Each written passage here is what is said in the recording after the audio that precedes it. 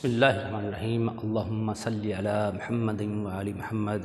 محترم ناظرین، عمران حسین ہاشمی ایک مرتبہ پھر آپ کی خدمت میں حاضر ہے اور ایک بہت ہی اہم ویڈیو لے کر میں حاضر ہوا ہوں۔ 26 مئی کو انڈیا کی بی جے پی کی ایک ممبر نوپر شرما نے حضور سرور کائنات صلی اللہ علیہ وآلہ وسلم کی شان میں گستاخی کی۔ نہ صرف حضور سرور کائنات صلی اللہ علیہ وآلہ وسلم کی شان میں گستاخی کی بلکہ شاعر اسلام کا بھی مذاق اڑایا اور انتہائی تضحیک آمیز اور ذلت آمیز رویہ اختیار کیا۔ غالباً یہ ایک مباحثہ چل رہا تھا، پولیٹیکل ڈیبیٹ تھی جس میں مخالف پر ٹانٹ کیا اور 3 اعتراضات اٹھا دیے۔ ویسے 3 اعتراضات کر دیتی کویسچنز کی صورت میں تو یہ الگ بات تھی، لیکن جو تضحیک آمیز رویہ تھا اس عورت کا وہ ناقابل برداشت ہے اور یہ توہین رسالت کے ذمے میں آتا ہے۔ اس کی سزا پر سب مسلمان متفق ہیں، یہ کوئی ڈسپیوٹڈ میٹر نہیں ہے۔ حضور سرور کائنات صلی اللہ علیہ وسلم کی توہین جو بھی کرے گا اس کی سزا موت ہے۔ اب اس عورت کو گرفتار تو کر لیا گیا ہے، اب اگلا مرحلہ ہے اس عورت پر مقدمے کا۔ اس کے لیے میری تمام علماء کرام سے ہاتھ جوڑ کر اپیل ہے، چاہے وہ ذاکر نائک ہو، اہل حدیث کے علماء ہوں، جامع مسجد دہلی جسے دہلی کہتے ہیں کہ امام ہوں، یا دیگر مکاتب فکر کے علماء ہوں، شیعت کانفرنس کے علماء ہوں، سب اکٹھے ہو جائیں اور اس کو دلیل کے ساتھ منہ توڑ جواب دیں اور اس کو سزائے موت دلوائیں۔ جی، یہ سلسلہ کوئی آج سے نہیں چل رہا، توہین رسالت کا سلسلہ مسیلمہ کذاب سے شروع ہوا ہے اور آج تک جاری و ساری ہے، اور ان کا انجام مختلف ادوار میں کیا ہوا یہ سبھی جانتے ہیں۔ تاریخ کے اوراق میں یہ لکھا گیا ہے، تاریخ کے مختلف ادوار میں ان کا انجام کیا ہوا وہ بھی محفوظ ہے۔ ابھی ریسنٹ پاسٹ میں 1989 میں سلمان رشدی نے ملعون نے سیٹنک ورسز شیطانی آیات نعوذ باللہ من ذالک نامی ایک کتاب لکھی اور رسول کریم صلی اللہ علیہ وسلم اور قرآن پاک کی توہین کی۔ ابھی تک فرار ہے، اس کے سر کی قیمت $30 لاکھ ہے اور ایران نے امام خمینی کے دور میں اس کے قتل کا فتویٰ جاری کر دیا۔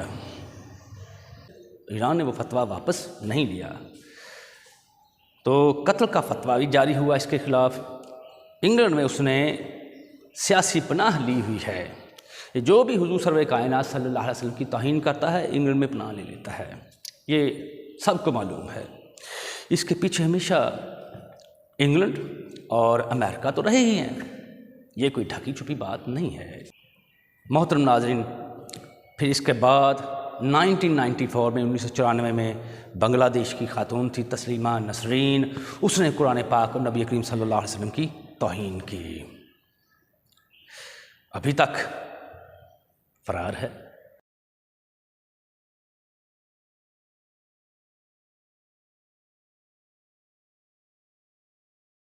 محترم ناظرین، 2001 میں ایک امریکی میگزین نے رسول کریم صلی اللہ علیہ وسلم کی ایک تصویر پبلش کی جس میں رسول کریم صلی اللہ علیہ وسلم کو حضرت جبریل علیہ السلام کا انتظار کرتے ہوئے دکھایا گیا ہے۔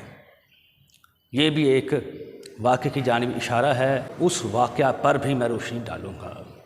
یہ کام تو علماء کرام کا تھا، لیکن علماء کرام جو ہیں ابھی تک ناکام رہے ہیں منہ توڑ جواب دینے میں۔ علماء کرام کی طرف سے کچھ جوابات آئے ہیں، میں نے ویڈیوز دیکھی ہیں، میں نے بھی کچھ علماء کرام سے بات کرنے کی کوشش کی ہے۔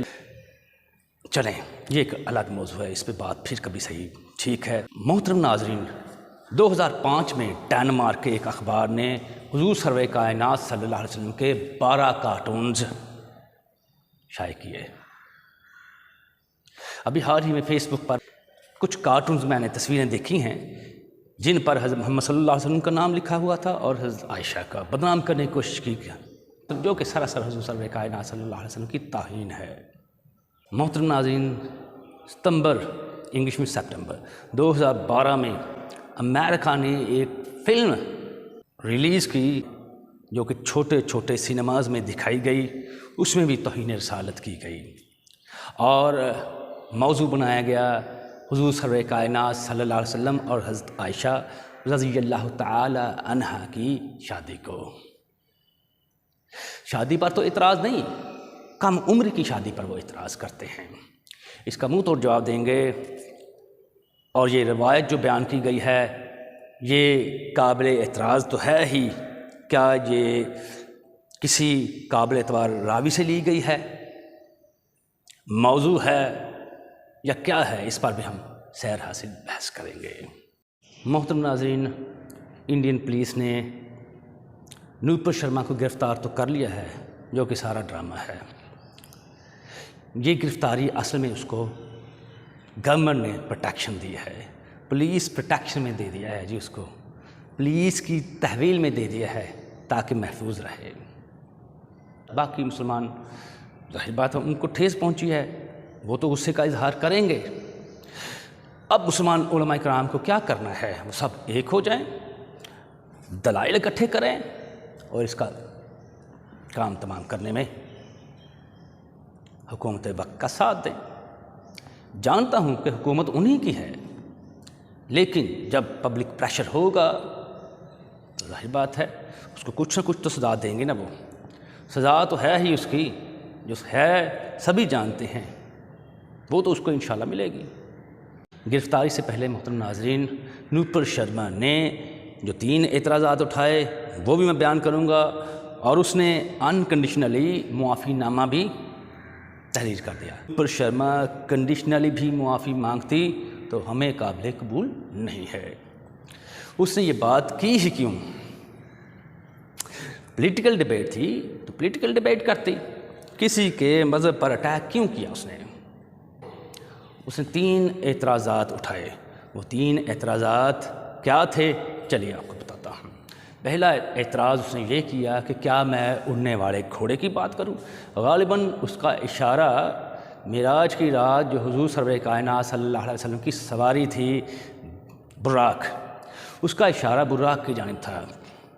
اس نے یہ کیوں کہا اس کا بھی جواب دیں گے، ٹھیک ہے۔ دوسرا سوال اس نے اٹھایا کہ کیا میں قرآن کے حوالے سے اس نے کہا جی کہ میں زمین کے فلیٹ ہونے کے بارے میں بات کروں۔ اب زمین کے فلیٹ ہونے کے بارے میں قرآن میں کوئی ایسی آیت موجود ہے یہ بھی دیکھ لیں گے۔ غالباً اس کا اشارہ سورہ غاشیہ کی آیت نمبر 20 کی جانب تھا، اس میں کیا لکھا ہے یہ بھی آپ کو بیان کر دیں گے، کھل کر بات کریں گے اس پر جی۔ تیسرا اعتراض جو اس نے اٹھایا وہ حضرت عائشہ کی کم عمری کی شادی کی جانب تھا۔ اس نے کہا کیا میں 6 سال کی عمر میں نکاح اور 9 سال کی عمر میں رخصتی کی بات کروں؟ ٹانٹ کیا نا اس نے۔ کویسچنز ویسے پوچھ لیتی تو کوئی نہ کوئی عالم دین وہاں کا اس کو جواب دے دیتا، اس کو مطمئن کر دیتا، لیکن اس نے سوال نہیں اٹھائے، اعتراضات اٹھائے اور تضحیک آمیز انداز رویہ اپنایا۔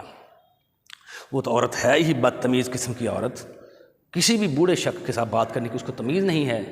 کلپس موجود ہیں یوٹیوب پر، بوڑھے افراد کے ساتھ بدتمیزی کا لہجہ اپناتی ہے، ارے بڈھے، سڑک چھاپ، کبھی کسی کو کہہ دیتی ہے ہی از ایبسلوٹلی سینائل۔ سینائل بوڑھے کو کہتے ہیں، کمزور شخص کہتے ہیں، یہ انداز ہے بات کرنے کا۔ کبھی کہہ دیتی ہے یو سینائل اولڈ مین، یہ بات کرنے کا انداز دیکھیں، انتہائی تضحیک آمیز۔ کبھی کسی کو کہتی ہے او بڈھے ہو رہے ہو، او شٹ اپ شٹ اپ، یہ انداز دیکھیں، یہ تہذیب دیکھیں اس کی۔ کیا مذہب کوئی بھی ہو کیا یہ سکھاتا ہے ہمیں؟ کبھی کسی کو کہہ دیتی ہے یو آر انکوتھ ویگاباؤنڈ، یہ دیکھیں یہ کیا ہے؟ آوارہ گردوں کو کہہ دیتے ہیں، سڑک چھاپ جو ہوتے ہیں، یہ انداز دیکھیں اس کا۔ اس کا مطلب ہے کہ وہ کتنی تہذیب یافتہ ہے وہ تو اندازہ ہو گیا، لیکن مذہب پر اٹیک کیوں کیا اس نے؟ اس کا جواب بھی دیں گے ہم۔ اور اس کو منہ توڑ جواب دیں گے، جو بریکنگ رپلائی دوں گا انشاءاللہ عزیز۔ میرے ساتھ رہیے گا، کہیں مت جائیے گا۔ محترم ناظرین، نورپور شرما نے جو پہلا اعتراض کیا وہ یہ تھا کہ کیا میں اڑنے والے گھوڑے کی بات کروں؟ غالباً اس کا اشارہ براق کی جانب تھا۔ یاد رکھیے گا کہ براق کا ذکر قرآن پاک میں موجود نہیں ہے، احادیث میں آیا ہے، اور براق برق سے نکلا ہے، اس کا مطلب ہوتا ہے بجلی کی رفتار سے اڑنے والی سواری۔ لیکن خیر، اب اس نے یہ امیج کہاں سے اخذ کر لیا، یہ تصور اس کے ذہن میں کیسے آیا، یہ اس نے کیوں اعتراض کیا؟ غالباً اس نے ان تصاویر کو دیکھا جو کہ انڈیا میں یا بر صغیر میں کسی آرٹسٹ میں بنا دی۔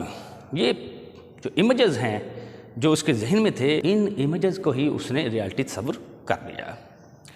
ان امیجز کا جس میں ایک گھوڑے کے دو پر ہیں، دھڑ گھوڑے کا ہے اور سر ایک عورت کا ہے جس کے سر پر تاج ہے۔ چونکہ مسلمان ہندو رسم و رواج سے متاثر تھے، اسی لیے انہوں نے وہ ایک دیوی کا سا رخ دیا، اس کو ایک دیوی کا سا رخ دینے کی کوشش کی اس امیج کو۔ ٹھیک ہے، یہ آپ دیکھتے ہیں ہندو دیوی دیوتاؤں کے سر پر تاج ہوتا ہے۔ اس براق کی جو انہوں نے امیج بنائی ہے، دھڑ گھوڑے کا ہی ہے، سر عورت کا ہے اور سر پر تاج ہے۔ یاد رکھیے گا محترم ناظرین، اس امیج کا یا ان امیجز کا اسلام سے کوئی تعلق نہیں ہے۔ محترم ناظرین، یہ جو امیجز ہیں ذرا آپ بھی دیکھ لیں۔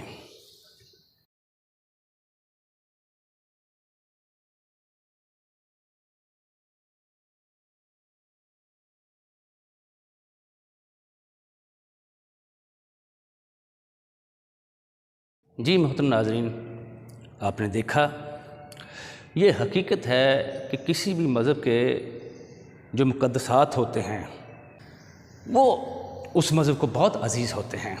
ہندوؤں کے جو مقدسات ہیں ہم ان کو نہیں مانتے، کیا ہم ان کے دیوی دیوتاؤں کو مانتے ہیں؟ ہرگز نہیں۔ اس لیے اگر یہ نورپور شرما اپنے گریبان میں جھانک لیتی تو اس کو حقیقت کا علم ہو جاتا۔ یہ الزام لگانے سے پہلے کسی عالم دین سے رائے لے لیتی تو اس پر حقیقت واضح ہو جاتی۔ وہ گنیش جی کو بھول گئی، ان کے امیجز کو بھول گئی، ان کے جو بت جو ہندوؤں کے مندروں میں رکھے ہوئے ہوتے ہیں ان کو بھول گئی، جن کا وجود جو ہے انسان کا ہے، سر ہاتھی کا ہے اور چوہے پر سوار ہے، ان کا چوہا ہوا میں اڑتا بھی ہے۔ ہم نے کبھی اعتراض کیا؟ کبھی نہیں۔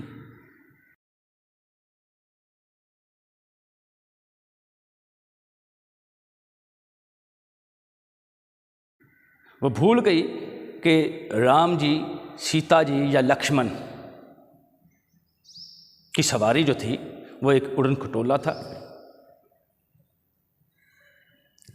ہم نے اعتراض کیا، حالانکہ یہ سب کچھ دیو مالائی داستانوں میں ہوتا ہے، ہم نے اعتراض نہیں کیا۔ وہ بھول گئی ہنومان جی کے پرواز کرنے کے عمل کو۔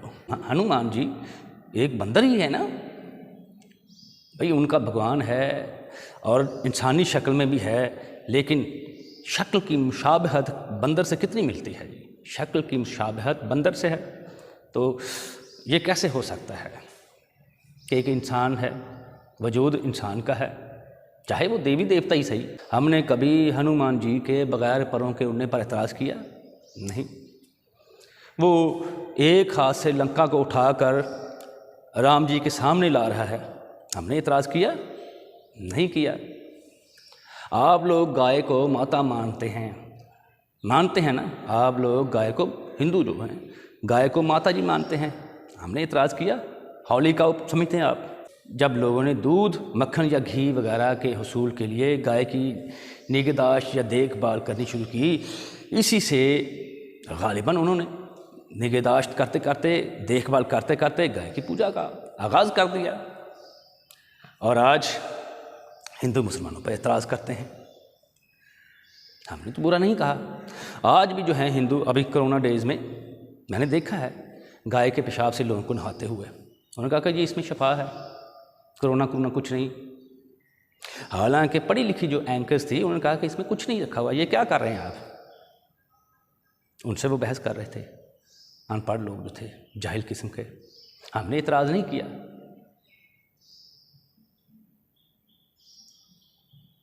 یہ سچ ہے، آپ لوگوں کے نزدیک جو ہمارے مقدسات ہیں ان کی وہ عزت وہ احترام نہیں ہوگا، اور جو آپ کے مقدسات ہیں ہم ان کو نہیں مانتے، لیکن اس کا کیا مطلب ہے کہ ہم اٹھ کر اعتراض کرنے لگ جائیں، برا بھلا کہنے لگ جائیں؟ ہرگز نہیں ہے، ایسا ہرگز نہیں ہے۔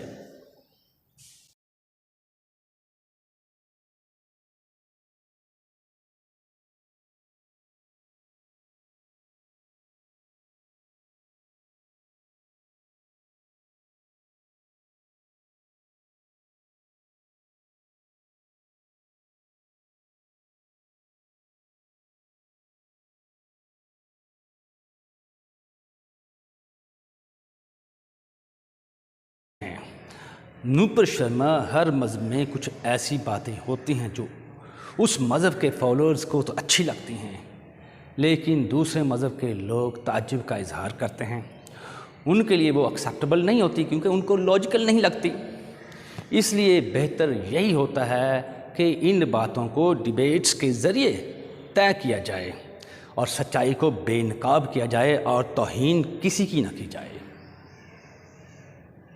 ہم نے کبھی اعتراض کیا کہ آپ کا جو کرشنا جی ہیں وہ مکھن چور کے طور پر دکھایا گیا، آپ نے اس کو مکھن چور کے طور پر پورٹرے کیا ہے۔ گوپیوں کے یعنی کنواری عورتوں کے تالاب میں جب وہ نہا رہی ہوتی ہیں وہ اوپر سے تانکا جھانکی کر رہا ہوتا ہے، ان کے کپڑے اٹھا کر لے جاتا ہے۔ ہم نے اعتراض کیا؟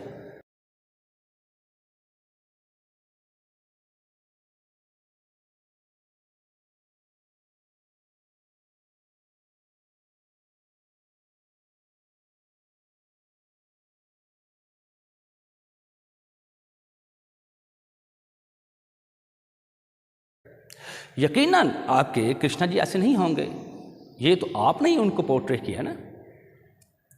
آپ کا ٹیمپل آف سیکس جو ہے محترمہ، اس پر سینکڑوں ہزاروں دیوی دیوتاؤں کو ننگے دکھایا گیا ہے اور ڈفرینٹ سیکس پوزز میں۔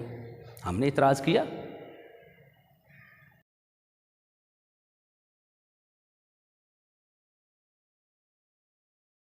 آپ کا مذہب یقیناً آپ کو ایسی تعلیمات نہیں سکھاتا، لیکن ہم نے اعتراض نہیں کیا کیونکہ اگر ہم اعتراض کرتے ہمیں پتہ ہے اگر ہم آپ کے جھوٹے دیوی دیوتاؤں کو برا کہیں گے، جھوٹا کہیں گے، تو آپ ہمارے سچے اللہ تبارک و تعالیٰ کی شان میں گستاخی کریں گے۔ ہمارے مذہب نے ہمیں یہ نہیں سکھایا کہ ہم آپ کے دیوی دیوتاؤں کی توہین کرتے پھریں۔ اس لیے ہم تو صرف یہی کہیں گے کہ جھوٹوں پر اللہ تبارک و تعالیٰ کی اور اس کے فرشتوں کی اور انبیاء کرام کی لعنت ہے۔ بسم اللہ الرحمن الرحیم، ان الذین یؤذون اللہ ورسولہ لعنہم اللہ فی الدنیا والآخرۃ وأعد لہم عذابا مہینا۔ بے شک جو لوگ اللہ اور اس کے رسول سرور کائنات صلی اللہ علیہ وسلم کو اذیت دیتے ہیں، ان کی توہین کرتے ہیں، ان پر لعنت ہے اس دنیا میں بھی اور آخرت میں بھی، اور ان کے لیے دردناک اور ہلاک کر دینے والا عذاب تیار ہے۔ اور نوپر شرما بس تیاری کر لو، تمہارا وقت جلد آ رہا ہے۔ جی نوپر شرما، آپ لوگ ویسے تو بڑے ہی پجاری بنتے ہیں، گائے کی پوجا کرنے والے بنتے ہیں۔ جتنی آپ کو گائے سے محبت ہے اس کا اندازہ اس بات سے بخوبی لگا سکتی ہیں آپ کہ دنیا میں بیف کے جو بگسٹ ایکسپورٹرز ہیں ان میں برازیل، یونائٹڈ اسٹیٹس، آسٹریلیا اور انڈیا شامل ہیں۔ برازیل جو ہے 2.7 ملین میٹرک ٹنز بیف گوشت جو ہے ایکسپورٹ کرتا ہے۔ اس کے بعد یونائٹڈ اسٹیٹس، آسٹریلیا اور انڈیا آ جاتے ہیں جو کہ 1.4 million matric tons beef export کرتے ہیں۔ اب یہ یاد رکھیے گا کہ برازیل، یونائٹڈ اسٹیٹس اور آسٹریلیا یہ گائے کو ہولی کاؤ تصور نہیں کرتے، صرف انڈیا ہی اس کو ہولی کاؤ تصور کرتا ہے۔ تو اس لحاظ سے یہ کہہ سکتے ہیں کہ یہ انڈیا جو ہے برازیل کے بعد سب سے بڑا ایکسپورٹر ہے، دنیا میں دوسرے نمبر پر یہ گائے کا گوشت ایکسپورٹ کرتا ہے۔ اور آپ لوگ ایک پاؤ 1 کلو گوشت کے لیے سینکڑوں مسلمانوں کو سیخ پا کر دیتے ہیں، ان کو شہید کر دیتے ہیں۔ یوٹیوب پر سینکڑوں ویڈیوز پڑی ہوئی ہیں۔ اگر کسی مسلمان نے قانون کو اپنے ہاتھ میں لے کر کسی ادھر نہتے درزی کو قتل کر دیا، وہ غلط ہے، ایسا نہیں کرنا چاہیے تھا۔ اس پر توہین رسالت کا کیس فائل کیا جانا چاہیے تھا، یہ تھا صحیح راستہ۔ لیکن مسلمانوں کے جذبات آپ لوگوں نے مجروح کیے ہوئے ہیں، آپ جیسوں نے مجروح کیے ہوئے ہیں۔ سمجھ لگی آپ کو؟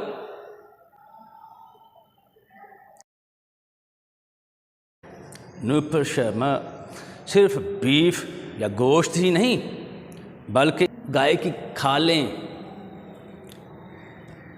بہت بڑی مقدار میں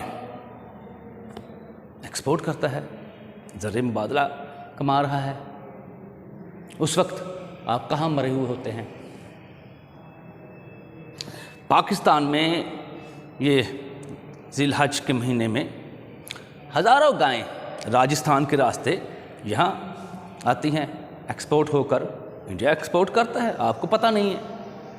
آپ اس وقت اٹھا کریں، کوئی قدم اٹھایا کریں کہ گائے کی ہم پوجا کرتے ہیں، آپ اس کا گوشت جو ہے ایکسپورٹ کیے جا رہے ہیں، گائیں ایکسپورٹ کیے جا رہے ہیں، گائیں، یہ گائے کی جمع گائیں ہے، ایکسپورٹ کیے جا رہے ہیں۔ نوپر شرما اس وقت تم جیسے لوگ کہاں سوئے ہوئے ہوتے ہیں؟ محترم ناظرین، دوسرا اعتراض جو نوپر شرما نے اٹھایا وہ یہ تھا کہ کیا میں قرآن کے حوالے سے اس بارے میں بات کروں کہ زمین کو فلیٹ بنایا گیا یا فلیٹ پیدا کیا گیا۔ محترم ناظرین، نوپر شرما کو قرآن کا علم نہیں ہے، غالباً اس کا اشارہ سورۃ الغاشیہ جو کہ قرآن مجید کی 88ویں سورت ہے یا سورہ مبارکہ ہے کہ آیت نمبر 20 کی طرف اس کا اشارہ تھا۔ تو چلیں دیکھتے ہیں کہ آیا وہاں پر یہ کہا گیا ہے کہ ہم نے زمین کو فلیٹ بنایا یا کچھ اور کہا گیا ہے۔ دودھ کا دودھ، پانی کا پانی ہو جائے گا۔ محترم ناظرین، یہ دیکھ لیں آپ، یہ قرآن مجید میرے ہاتھ میں، اس کی تفسیر بھی موجود ہے، یہ دیکھ لیں، سورۃ الغاشیہ 88ویں سورت، سورہ مبارکہ، اور یہ پہلے جو ہے یہ آیت نمبر 17 دیکھیں، نظر آ گئی؟ یہ یہاں سے دیکھیں نا، یہ دیکھیں 17ویں آیت، افلا ینظرون الی الابل کیف خلقت، کیا یہ اونٹوں کو نہیں دیکھتے کہ وہ کس طرح پیدا کیے گئے ہیں؟ اب یہ یاد رکھنا ہے، افلا ینظرون، یہ اس کا اشارہ کہاں تھا؟ اس آیت کی جانب تھا۔ وَإِلَى الْأَرْضِ كَيْفَ سُطِحَتْ، سورہ غاشیہ کی یہ 20ویں آیت ہے، یہ دیکھ لیں، اس کا ٹرانسلیشن ترجمہ دیکھ لیں، یہ اور زمین کی طرف کہ کس طرح بچھائی گئی۔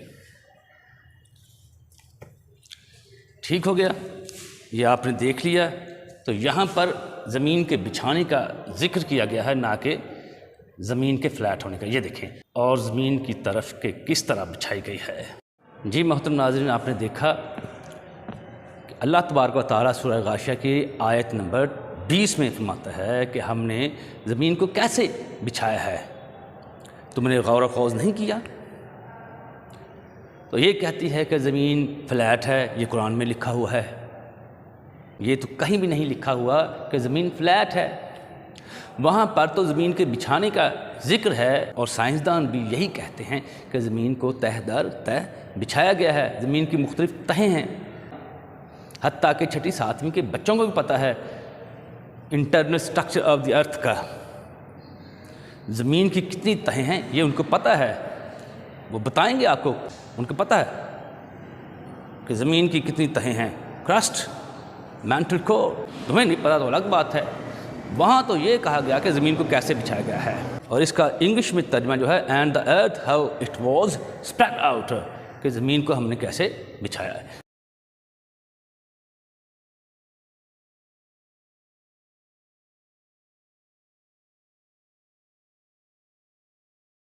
جی محترم ناظرین، آپ نے دیکھا کہ نوپر شرما نے جو الزام لگایا تھا کہ قرآن میں زمین کو فلیٹ کہا گیا ہے، حالانکہ آپ نے دیکھا کہ قرآن مجید میں سورہ غاشیہ کی 20ویں آیت میں تو اللہ تبارک و تعالیٰ یہ فرماتے ہیں کہ کیا تم نے نہیں دیکھا کہ ہم نے زمین کو کیسے بچھایا۔ تو محترم ناظرین، آپ نے دیکھا کہ اس نے کہا تھا کہ زمین فلیٹ ہے قرآن کے مطابق، حالانکہ اسی سورہ مبارکہ کی 20ویں آیت مطابق اللہ تبارک و تعالیٰ کا فرمان ہے کہ زمین کو ہم نے کیسے بچھایا ہے۔ تو ظاہر بات ہے تمام سائنٹسٹ جو ہیں اس بات پر متفق ہیں کہ زمین کو تہہ در تہہ بچھایا گیا ہے۔ زمین کی مختلف تہیں ہیں، ان کے امیجز آپ نے اسکرین پر دیکھے بھی ہیں۔ تو جو کچھ نوپر شرما نے اسلام کے خلاف کہا ہے کہ قرآن مجید میں تو زمین کو فلیٹ کہا گیا ہے، حالانکہ فلیٹ کا ذکر تو ہے ہی نہیں، تو وہاں پر تو جو ذکر ہے وہ ہے زمین کے بچھانے کا۔ اس سے تو اسلام کی حقانیت اور سچائی کا پتہ چلتا ہے، وہ تو خود اپنے جال میں پھنس چکی ہے۔ یہاں پر آپ اپنے دام میں صیاد آ گیا والی بات ہے، وہ تو اسلام کو جھوٹا ثابت کرنے جا رہی تھی۔ جو حوالہ اس نے دیا اس سے تو اسلام کی سچائی اور حقانیت کا ثبوت ملتا ہے۔ جی، تیسرا اعتراض نوپر شرما نے جو کیا ہے وہ یہ ہے کہ کیا میں 6 سال کی عمر میں نکاح اور 9 سال کی عمر میں رخصتی کی بات کروں؟ غالباً اس کا اشارہ صحاح ستہ کی جانب تھا، صحیح بخاری، صحیح مسلم، سنن ابی داؤد وغیرہ سے لے کر دیگر کتب تک یہ سلسلہ جاری رہتا ہے۔ ایک حدیث جب آ جاتی ہے تو پھر وہ نقل در نقل آگے چلتی رہتی ہے اور نسل در نسل چلتی رہتی ہے۔ یہی سلسلہ اس روایت کا ہوا ہے، حالانکہ یہ حدیث نہیں ہے، حضور سرور کائنات صلی اللہ علیہ وسلم کا قطعاً قول نہیں ہے، نہ یہ قرآن ہے، یعنی کہ یہ اللہ تبارک و تعالیٰ کا حکم یا فرمان نہیں ہے، گویا یہ نص بھی نہیں ہے۔ اگر حضور سرور کائنات صلی اللہ علیہ وسلم کا فرمان ہوتا تو سارا آنکھوں پر۔ یہ ایک تاریخی واقعہ ہے اور راوی کی روایت ہے، اس پر ہم ڈیٹیل کے ساتھ بحث کریں گے۔ دیکھتے ہیں کہ یہ حدیث ہے کہاں پر۔ چلیں سب سے پہلے یہ دیکھتے ہیں کہ یہ حدیث کی کون سی کتاب میں موجود ہے۔ یہ ہے جی صحیح بخاری میرے پاس اس وقت، جلد سیوم جسے سوئم کہتے ہیں، شبیر بردرز نے پبلش کیا ہے۔ جی اس کا جو چیپٹر ہے وہ ہے کتاب النکاح، یہ دیکھ لیں، صفحہ نمبر 96 پہ میں جاؤں گا، یہ نیچے جی 145 میں حدیث ہے۔ ہشام بن عروہ راوی ہیں، اس راوی پر بھی ہم بحث کریں گے۔ جی ہشام بن عروہ نے اپنے باپ عروہ بن زبیر رضی اللہ تعالی عنہ سے روایت کی کہ نبی صلی اللہ علیہ وسلم نے ام المومنین حضرت عائشہ رضی اللہ تعالی عنہ سے نکاح فرمایا۔ جی ٹھیک ہے، یہ جب کہ وہ 6 سال کی تھیں، یہاں متن میں خرابی، اور ان سے خلوت صحیحہ کی جب کہ وہ 9 سال کی تھیں، اور ام المومنین عائشہ رضی اللہ تعالی عنہ آپ کے پاس 9 سال رہیں۔ جی یہاں تک۔ نوپر شرما، تم نے کیا سمجھ رکھا ہے کہ مسلمان کوئی کئی گزری قوم ہیں؟ ہرگز نہیں ہے۔ مسلمان تہذیب و ثقافت کے لحاظ سے بہت مضبوط ہیں۔ ہندوؤں نے مسلمانوں سے بہت کچھ سیکھا ہے۔ ہمارے فوجی جو دشمن سے لڑتے ہوئے مارے جاتے ہیں وہ شہید ہوتے ہیں، اور ہمارے فوجیوں کی دیکھا دیکھی آپ لوگوں نے بھی اپنے فوجیوں کو شہید کہنا شروع کر دیا ہے۔ کم از کم تم لوگوں نے نوپر شرما شہادت کے فلسفے کو تسلیم کر لیا ہے نا۔ یہی نہیں، مسلمانوں کی دیکھا دیکھی تم لوگ بھی گوشت خوری پر مائل ہو گئے ہو۔ تم لوگ گائے کا گوشت نہ کھاؤ، نہیں کھاتے، کم از کم چکن اور فش کی طرف تو مائل ہو ہی گئے ہو نا۔ یہی نہیں، نوپر شرما، میں تمہیں مسلمانوں کا ایک اور احسان یاد دلانا چاہوں گا، وہ یہ کہ تم لوگ مندر کو پہلے شیوالا کہتے تھے۔ یہ ایک مسلمان کا احسان ہے امیر خسرو کا۔ جی، مندر یہ اسی کا دیا ہوا نام ہے۔ یہ دو الفاظ کا مرکب ہے نا، من اور در۔ من روح کو کہتے ہیں، ویسے دل ہے لیکن یہ مراد روح ہے، اور در دروازہ، یعنی کہ روح کا دروازہ۔ تو یہ احسان ہے ایک مسلمان کا۔ یہ میں اپنی طرف سے نہیں کہہ رہا، میں کتاب بھی میرے پاس موجود ہے، وہ دکھاتا ہوں تمہیں۔ تو شرما، یہ میرے پاس ایک کتاب ہے، پاکستان پہ کیا گزری، عرفان احمد خان اس کے مصنف ہیں۔ یہ دیکھیں اس کتاب کے پیج نمبر 90 کی جانب، یہ چیک کرو۔ یہ ہندو اپنی عبادتگاہ کو آج مندر کہتے ہیں، پہلے شیوالا کہتے تھے۔ ہندوؤں کی عبادتگاہ کو مندر جیسا نام کس نے دیا؟ اس کا جواب ہے حضرت امیر خسرو رحمۃ اللہ علیہ نے۔ یہ یاد رکھنا ہے، یعنی یہ نام ایک مسلمان نے دیا ہے۔ مندر لفظ اصل میں دو الفاظ من اور در کا مرکب ہے، جس کا مفہوم ہے روح کے اندر کھلنے والا دروازہ۔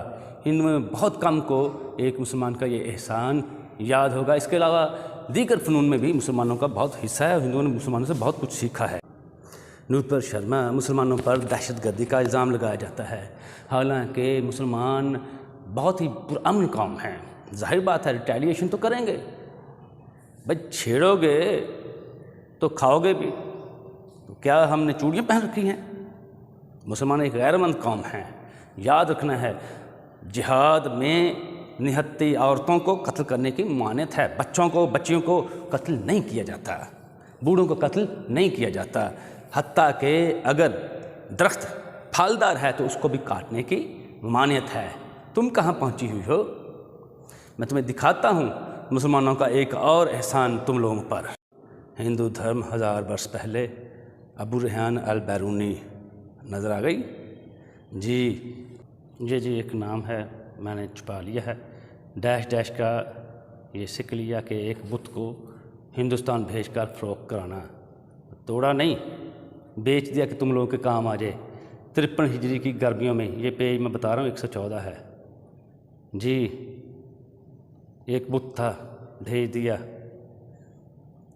یہ دیکھیں، انہوں نے توڑا نہیں، انہوں نے دیکھا کہ مسلم یعنی کہ ثابت جو ہے بیچنے میں قیمت زیادہ لگے گی، یعنی مسلم اور بے توڑے ہوئے بتوں کے 1 دینار وزن سونے کی قیمت 1 دینار سکہ کی قیمت سے زیادہ ملے گی۔ جی، اور دینی مصلحت کے برخلاف انتظامی مصلحت کی بنیاد پر، یعنی کہ دین کو پس پش ڈال کر انتظامی نقطہ نظر کے لحاظ سے بت کی آخری آفت یعنی بت پرستی اور شرک وغیرہ سے قطع نظر کر لیا، تو وہ بت جو تھا ہندوستان بھیج دیا گیا۔ اس وقت یہ سب کانٹیننٹ ہی تھا نا، 53 ہجری کی بات کر رہا ہوں، ہندو دھرم۔ یہ نوپر شرما، مسلمانوں نے اپنا دینی لحاظ سے نقصان کر لیا، لیکن تم لوگوں کو فائدہ پہنچا دیا۔ یہ بت پرست ہیں، مرتے رہیں، شرک کرتے رہیں، ٹھیک ہے؟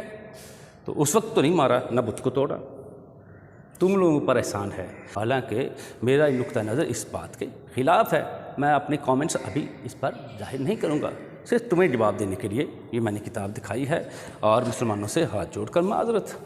نوپر شرما، یہ جو صحیح بخاری کی روایت ہے، یہ محض ایک روایت ہے۔ کسی روایت کا حدیث کی کتاب میں آ جانا اس کی اوتھینٹسٹی نہیں شو کرتا۔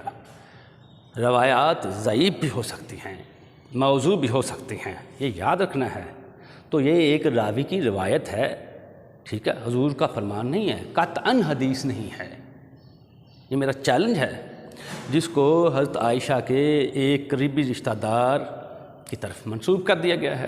یہ یقیناً کام ہوگا بنو امیہ اور بنو عباس کا، جنہوں نے حضور سرور کائنات صلی اللہ علیہ وسلم کی عزت کو کم کرنے کے لیے، یا حضرت عائشہ رضی اللہ تعالی عنہا کی عزت کو داغدار کرنے کے لیے یہ روایت گڑھ لی ہے۔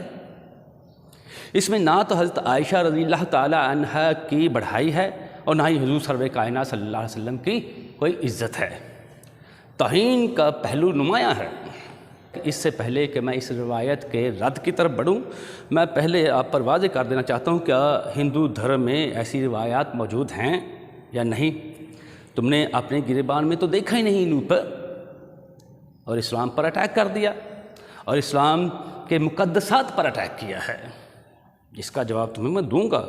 تم نے اپنے حالیہ بیان میں کہا ہے کہ جو کچھ میں نے کہا ہے میں اپنی طرف سے تو کہہ نہیں رہی، میں نے تو مسلمانوں کی کتابوں سے دیکھ کر کہا ہے۔ تم نے یہی کہا نا حالیہ بیان میں کہ میں نے اپنی طرف سے کچھ نہیں کہا، میں نے تو مسلمانوں کی کتابوں میں جو کچھ لکھا ہے اسی کو پڑھ کر کہا ہے۔ اور تم نے یہ بھی چیلنج کیا ہے نا کہ میرے سامنے کوئی سینئر مسلم اسکالر آئے، کلیرک کا ورڈ استعمال کیا ہے تم نے، وہ عالم دین کو ہی کہہ دیتے ہیں، سامنے آئے مجھ سے منازعہ کر لے۔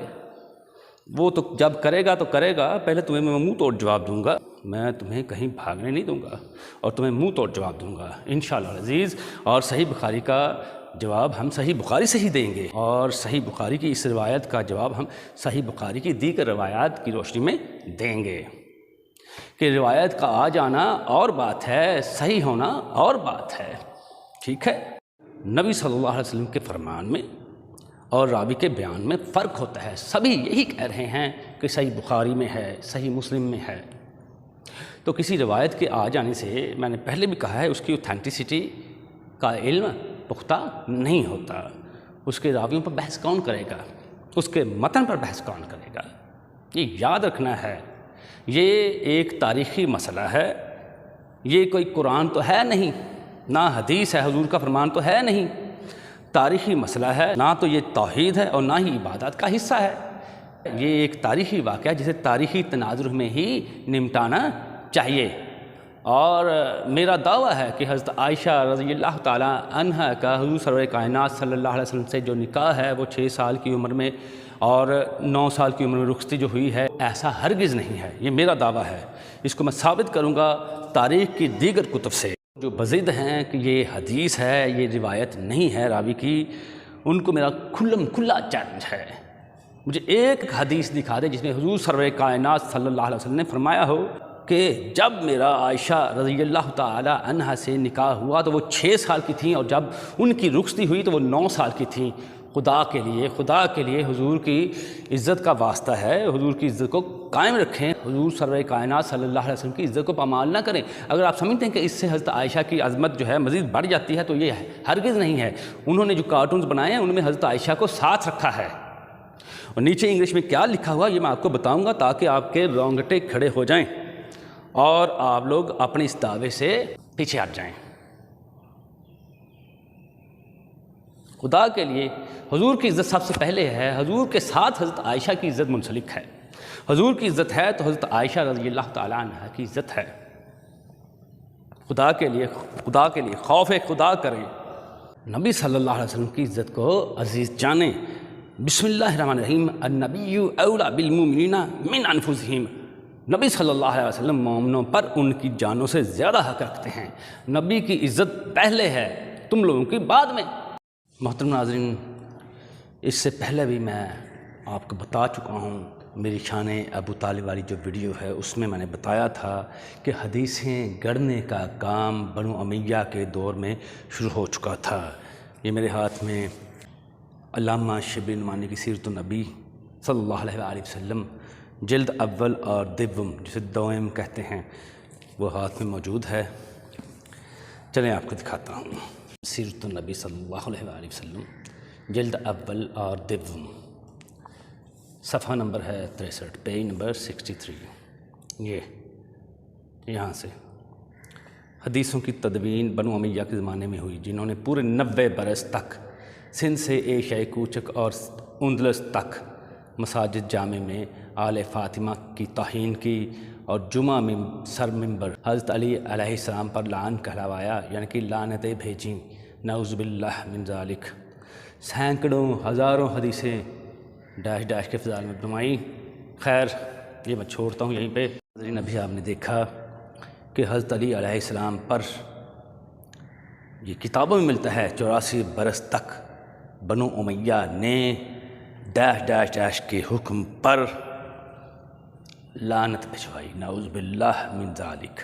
جو لوگ مولا علی سرکار علیہ السلام سے بغض رکھ سکتے ہیں، نفرت رکھ سکتے ہیں دل میں، وہ ان کے بڑے بھائی سے کب گلے مل رہے ہوں گے؟ تو ان کے دلوں میں حضرت مولا علی سرکار علیہ السلام کے بڑے بھائی کے لیے محبت کیسے موجزن ہو سکتی ہے؟ ظاہری بات ہے اگر وہ علی پر لعنت بھیج سکتے ہیں تو محمد صلی اللہ علیہ وسلم کے کردار کو بھی داغدار کر سکتے ہیں۔ یہی حال انہوں نے کیا ہے اپنے دور حکومت میں، لیکن بہرحال جب تک علماء کرام موجود ہیں ایسے لوگ اپنے مشن میں کبھی بھی کامیاب نہیں ہو سکتے۔ محترم ناظرین، یہ ضروری نہیں ہے کہ صحیح بخاری جس کے نام کے ساتھ ٹائٹل کے ساتھ صحیح کا ورڈ آ گیا ہے اس میں تمام احادیث صحیح ہی ہوں۔ یہ کوئی قرآن نہیں ہے کہ نص ہو، اللہ کا فرمان نہیں ہے، یہ آپ کو معلوم ہے، اور نہ ہی رسول سرور کائنات صلی اللہ علیہ وسلم کی صحیح حدیث ہے جس پہ ہم نے بحث کرنی ہے۔ یہ ایک راوی کی روایت ہے۔ ایسی بہت سی روایات جو حضور سرور کائنات صلی اللہ علیہ وسلم کی طرف منسوب کی گئی ہیں یا ان کے اعمال کی طرف منسوب کی گئی ہیں وہ جھوٹی بھی ہیں اور موضوع بھی۔ صحیح بخاری ہی سے میں ایک دھماکہ کرنے جا رہا ہوں، آپ بھی دیکھ لیجئے، اور پہلے تو آپ کو یقین نہیں آئے گا کہ یہ حدیث ہے بھی اور صحیح بخاری میں ہے، پھر میں قرآن مجید کی روح سے آپ کو سمجھاؤں گا کہ کیا حضور سرور کائنات صلی اللہ علیہ وسلم ایسا بے صبری کا عمل کر سکتے ہیں۔ قرآن میں جگہ جگہ ہمیں نصیحت کی گئی ہے، صبر کرو صبر کرو، کہا گیا نا۔ تو صبر ایوب بھی مشہور ہے، حضرت ایوب علیہ السلام کا صبر مشہور ہے نا۔ تمام انبیاء میرے رسول کے، میرے آقا کے غلام ہیں، یہ سبھی جانتے ہیں، وہ کتنا احترام کرتے ہیں سبھی کو معلوم ہے۔ اب ان کا ایک غلام حضرت ایوب علیہ السلام تو صبر ایوب کی وجہ سے نعم العبد کہلاتا ہے، تو کیا حضور صلی اللہ علیہ وسلم صبر کا دامن ہاتھ سے چھوڑ سکتے ہیں؟ ہرگز نہیں۔ یہ میں آپ کو صحیح بخاری سے ہی دکھاتا ہوں کہ جو روایت وہاں پر موجود ہے کیا وہ ایکسیپٹیبل ہے؟ بالکل نہیں ہے۔ چلے میں آپ کو دکھاتا ہوں۔ محترم ناظرین، یہ کتاب صحیح بخاری جلد سوم سوئم کہتے ہیں اسے عام لفظوں میں، یہ یاد رکھیے گا، یہ شبیر بردرز کی پبلش کی ہوئی ہے، ٹھیک ہے۔ یہ کتاب التعبیر صفحہ نمبر 833 پہ ہے، لمبی حدیث ہے لیکن میں کام کی بات بتاؤں گا۔ یہیں سے دیگر مورخین نے اور محدثین نے اس حدیث کو لے لیا اور پھر انتھی تقلید میں آگے بڑھتے گئے۔ سوچا تک نہیں کہ یہ حدیث حضور سرور کائنات صلی اللہ علیہ وسلم کی عزت پر کتنا بڑا حملہ ہے، ان کی ناموس پر حملہ ہے، قرآن کے خلاف ہے، قرآن کی آیات کے خلاف ہے۔ یہ دیکھیں، یہاں سے میں شروع کروں گا۔ شہاب ظہری نے کہا اس قصہ میں رسول اللہ صلی اللہ علیہ وسلم کی جو خبر ہم تک پہنچی وہ یہی ہے کہ حتیٰ کہ نبی اکرم صلی اللہ علیہ وسلم سخت غمزدہ ہوئے، نو پرابلم، اس حزن کی وجہ سے کئی بار صبح تشریف لے جاتے تاکہ بلند و بالا پہاڑوں کی چوٹیوں سے گر پڑے، یعنی کہ خودکشی کر لیں ہیں۔ خودکشی نہیں، خودکشی ہوتا ہے۔ جب بھی پہاڑ کی چوٹی پر تشریف لے جاتے تاکہ اس سے اپنی ذات مبارکہ کو گرائیں، یعنی کہ خودکشی کر لیں، حضرت جبریل، یہاں جبرائیل لکھا ہے، اصل میں جبریل ہوتا ہے، علیہ السلام آپ کے سامنے حاضر ہو جاتے اور عرض کرتے یا محمد صلی اللہ علیہ وسلم آپ اللہ عز و جل کے برحق رسول ہیں۔ اچھا، تو اس بات کا رسول کو نہیں علم تھا، چلیں، تو اس سے آپ کے جوش کو سکون ہو جاتا اور آپ کا نفس شریف قرار پاتا، نعوذ باللہ نفس شریف قرار پاتا۔ تو اس سے پہلے کیا تھا؟ بدمعاش تھا حضور کا نفس، نعوذ باللہ من ذالک۔ دیکھتے رہیے گا، میں اس طرح کی بہت سی روایات آپ کو بیان کر سکتا ہوں، صرف نمونے کے لیے چند ایک پیش کروں گا، پھر آگے بڑھ جاؤں گا تاکہ اپنے مدعا کی طرف بڑھوں جی، اور واپس لوٹ آتے۔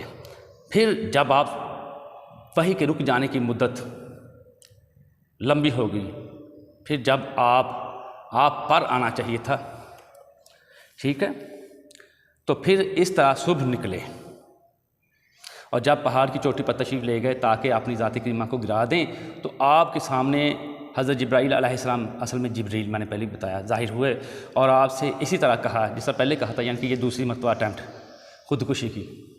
حضرت ابن عباس کا آگے قول نقل کیا گیا ہے، نو پرابلم۔ اچھا، یہ روایت ہے کہ زہری پر ڈال کر جو ہے مدعا کو ختم کر دیا جائے کہ زہری اپنی طرف سے حدیث گڑھ رہا ہے۔ اس کو پھر آگے جی تاریخ طبری جلد دوم حصہ بس صفحہ نمبر 60 پر بھی نقل کیا گیا ہے، طبقات سعد میں بھی ہے، تفسیر سراج المنیر میں بھی ہے، دلائل النبوہ میں بھی ہے، مسند احمد بن حنبل میں بھی ہے۔ اس طرح سے بہت سی کتب میں یہ حدیث جو ہے، حالانکہ حدیث تو حضور کا قول ہوتا ہے، یہ عمل جو ہے نا، یہ حدیث کی جو تقسیم کی ہے یہ حضور پر ڈالنے کی کوشش کی گئی ہے۔ چلیں دیکھتے ہیں، اس کا پوسٹ مارٹم کرتے ہیں۔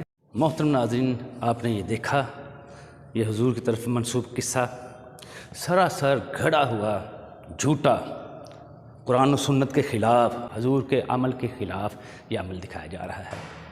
چلیں دیکھتے ہیں قرآن مجید میں کہ آیا یہ قصہ جھوٹا ہے یا سچا ہے۔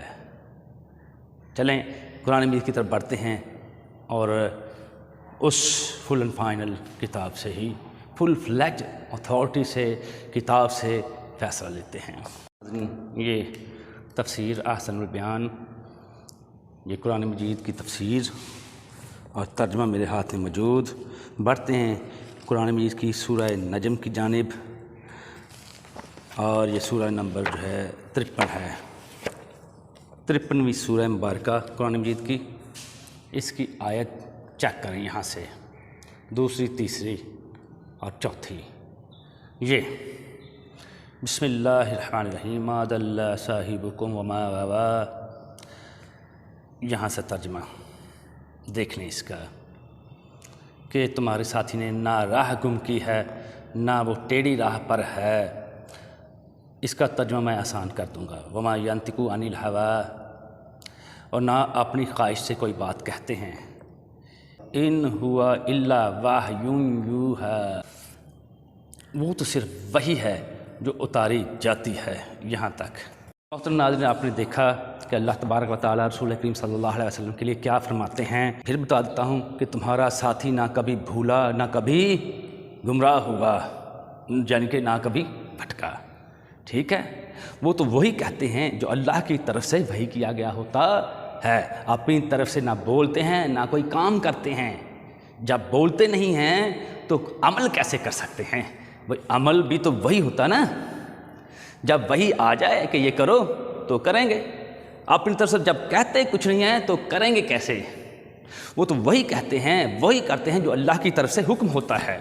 اس کے سوا حضور سرور کائنات صلی اللہ علیہ وسلم نہ کوئی بات کرتے ہیں نہ کوئی عمل کرتے ہیں، وہی کہتے ہیں جو اللہ کی طرف سے ہوتا ہے، حکم ہوتا ہے اللہ کی طرف سے، وہی کرتے ہیں۔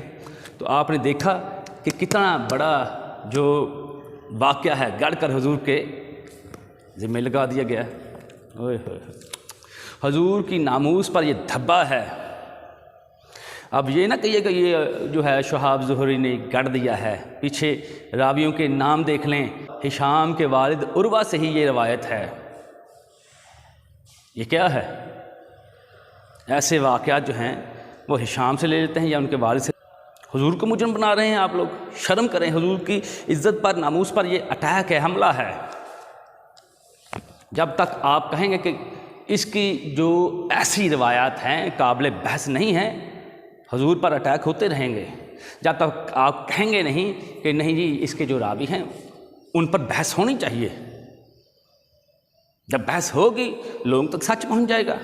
لیکن جب آپ کہیں گے کہ نہیں جی یہ فائنل ہے، اس میں جو آ گیا وہ صحیح ہے، یعنی کہ آپ کو حضور کی عزت سے کچھ سروکار نہیں ہے، کچھ لینا دینا نہیں ہے۔ آپ کے نزدیک امام بخاری کی علمیت یا علمی فضیلت وہی سب کچھ ہے، حضور کی عزت و ناموس کی قطعاً آپ کو کوئی پرواہ نہیں ہے۔ میں ایسے ہزاروں حضور کی عزت پر قربان کر دوں، مجھے قسم ہے حضور کی عزت کی، حضور کی ناموس کی۔ اگر کوئی سمجھتا نا کہ میں نے یہ کوئی بات کر دی ہے، میں ان پر کوئی اٹیک نہیں کر رہا، یہ میں آپ کو بتا دوں۔ اگر آپ کہیں گے، اگر آپ یہاں سے انہی کتابوں سے، صحاح ستہ سے یا صحیح بخاری سے لے کر نیکسٹ کتابوں تک بحث کر سکتے ہیں ان پر، رفع یدین کے سلسلے میں، حضور کے علم غیب کے سلسلے میں، دیگر امور کے سلسلے میں، دیگر عبادات کے سلسلے میں جو آپ کے اختلافات ہیں، تو اس روایت پر بھی بحث کر لیں۔ اس روایت کا تو تعلق ہی حضور کی عزت سے ہے، حضور کی ناموس سے ہے۔ میں کروں گا انشاءاللہ، نو پرابلم ایٹ آل، میرے ساتھ اللہ کی مدد ہے۔ یہ میں آپ کو بتا دوں تمام انبیاء کی مدد ہے، تمام ملائکہ کی مدد ہے، تمام صالح مومنین کی مدد ہے۔ سورہ تحریم دیکھ لیں، پڑھ لیں، انشاءاللہ العزیز وہ میرے ساتھ ہیں۔ لاکھ زمانہ میرے خلاف ہو جائے حضور کی عزت کے سلسلے میں، مجھے قطعاً کوئی پرواہ نہیں ہے۔ یہ دیکھ لیں صحیح بخاری جلد اول صفحہ نمبر 139، یہ دیکھیں عبداللہ بن زید رضی اللہ تعالیٰ عنہ فرماتے ہیں نبی اکرم صلی اللہ علیہ وسلم نے وضو کرتے ہوئے ہر عضو کو 2 بار دھویا۔ تو 2 بار کتنے لوگ دھوتے ہیں یہ بھی آپ بتا دیجیے گا مجھے، ٹھیک ہے؟ کرتے ہیں نا اس حدیث پر بحث؟ چلیں 277 صفحہ پر لیے چلتا ہوں، یہ لیں، یہ بھی دیکھ لیں۔ کتاب کا نام ہے مواقیت الصلاۃ، صفحہ نمبر 277۔ جی حضرت عبداللہ بن عباس رضی اللہ تعالی عنہما روایت کرتے ہیں نبی اکرم صلی اللہ علیہ وسلم نے مغرب و عشاء کی 7 رکعتیں اکٹھی پڑھی اور ظہر و عصر کی 8 رکعتیں اکٹھی پڑھی۔ اسی حدیث کا حوالہ امام مالک نے الموطا امام مالک میں بھی دیا ہے، ٹھیک ہے؟ تو نہ سفر میں تھے نہ حضر میں تھے، مدینہ میں تھے، حالت امن میں تھے، یہ یاد رکھنا ہے۔ تو اس حدیث پر بھی تو بحث ہوتی ہے نا۔ تو حضرت عائشہ کی عمر جو ہے 6 اور 9 والی روایت، اس روایت پر بحث کی جا سکتی ہے نا؟ یہ ٹینشن نہ لیں، پھر اگر بحث کی جا سکتی ہے تو یہاں پر بحث کر لیا کریں، ٹھیک ہے؟ یہ چیک کریں ذرا، یہ صفحہ نمبر 797 کتاب الصوم، یہ دیکھ لیں۔ ام المومنین حضرت عائشہ رضی اللہ تعالی عنہ نے فرمایا قریش جاہلیت میں عاشورہ کے دن کا روزہ رکھتے تھے اور رسول اللہ صلی اللہ علیہ وسلم بھی اس دن کا روزہ رکھتے تھے، اور جب نبی اکرم صلی اللہ علیہ وسلم ہجرت کر کے مدینہ تشریف لائے تو آپ نے اس دن کا روزہ رکھا اور اس دن روزہ رکھنے کا حکم فرمایا، اور ماہ رمضان کے روزے فرض ہو گئے تو آپ نے عاشورہ کے دن کا روزہ ترک فرما دیا، اور جس کا دل چاہے روزہ رکھے اور جس کا دل چاہے اسے چھوڑ دے۔ جب حضور نے چھوڑ دیا تو باقی کیوں رکھتے ہیں؟ بحث ہے نا۔ یہ دیکھ لیں صفحہ نمبر 473 ابواب التہجد، یہ دیکھیں 1079 حدیث ہے، اس میں یہ میں دکھا رہا ہوں۔ حضور سرور کائنات صلی اللہ علیہ وسلم نے معراج کی رات عرش پر حضرت بلال کے رضی اللہ تعالی عنہ کے جوتوں کی آواز سنی۔ دیکھیے حضرت بلال کے جوتوں کی آواز کو بھی پہچانتے ہیں۔ یہ روایت یہ دیکھ لیں، پھر اس میں ہے جی یہ روایت حضور صلی اللہ علیہ وسلم کے علم غیب کی معراج ہے، یہ یاد رکھنا ہے۔ تو بحث ہے نا اس حدیث پر۔ محترم ناظرین، یہ روایات صحیح بخاری کی جو ہیں میں آپ کو قطعاً نہ دکھاتا اگر آپ کو قائل کرنا مقصود نہ ہوتا۔ تو ایسے معاملات میں مسلمانوں کے مختلف فرقوں کا اختلاف ہے نا، جب وہاں اختلاف کر سکتے ہیں علمی اختلاف، تو یہ حضرت عائشہ کی 6 سال کی عمر میں نکاح اور 9 سال کی عمر میں رخصتی والی روایت پر بھی بحث کی جا سکتی ہے۔ تو ضدی نہ بن جایا کریں، حضور کی عزت کو داؤ پر نہ لگا دیا کریں کہ نہیں جی پھر جو ہے امام بخاری کی علمی فضیلت کہاں گئی۔ امام بخاری کی علمی فضیلت کی کتنی پرواہ ہے، کتنی فکر ہے، اور حضور صلی اللہ علیہ وسلم کے خلاف امریکہ میں، ڈنمارک میں، فرانس میں، جرمنی میں اور دیگر یورپین کنٹریز میں عزت پر ناموس پر جو مرضی حملے ہوتے رہے ہیں، آپ کو قطعاً پرواہ نہیں ہے۔ کیسے مسلمان ہیں؟ دعویٰ بھی کرتے ہیں مسلمانی کا اور نفاق بھی رکھتے ہیں۔ واہ صدقے جاؤں آپ لوگوں کے۔ میری آپ سب لوگوں سے ہاتھ جوڑ کر درخواست ہے کہ حضور کی عزت پر جب بھی حملہ ہو تو متفق ہو جائیں، ایک ہو جائیں۔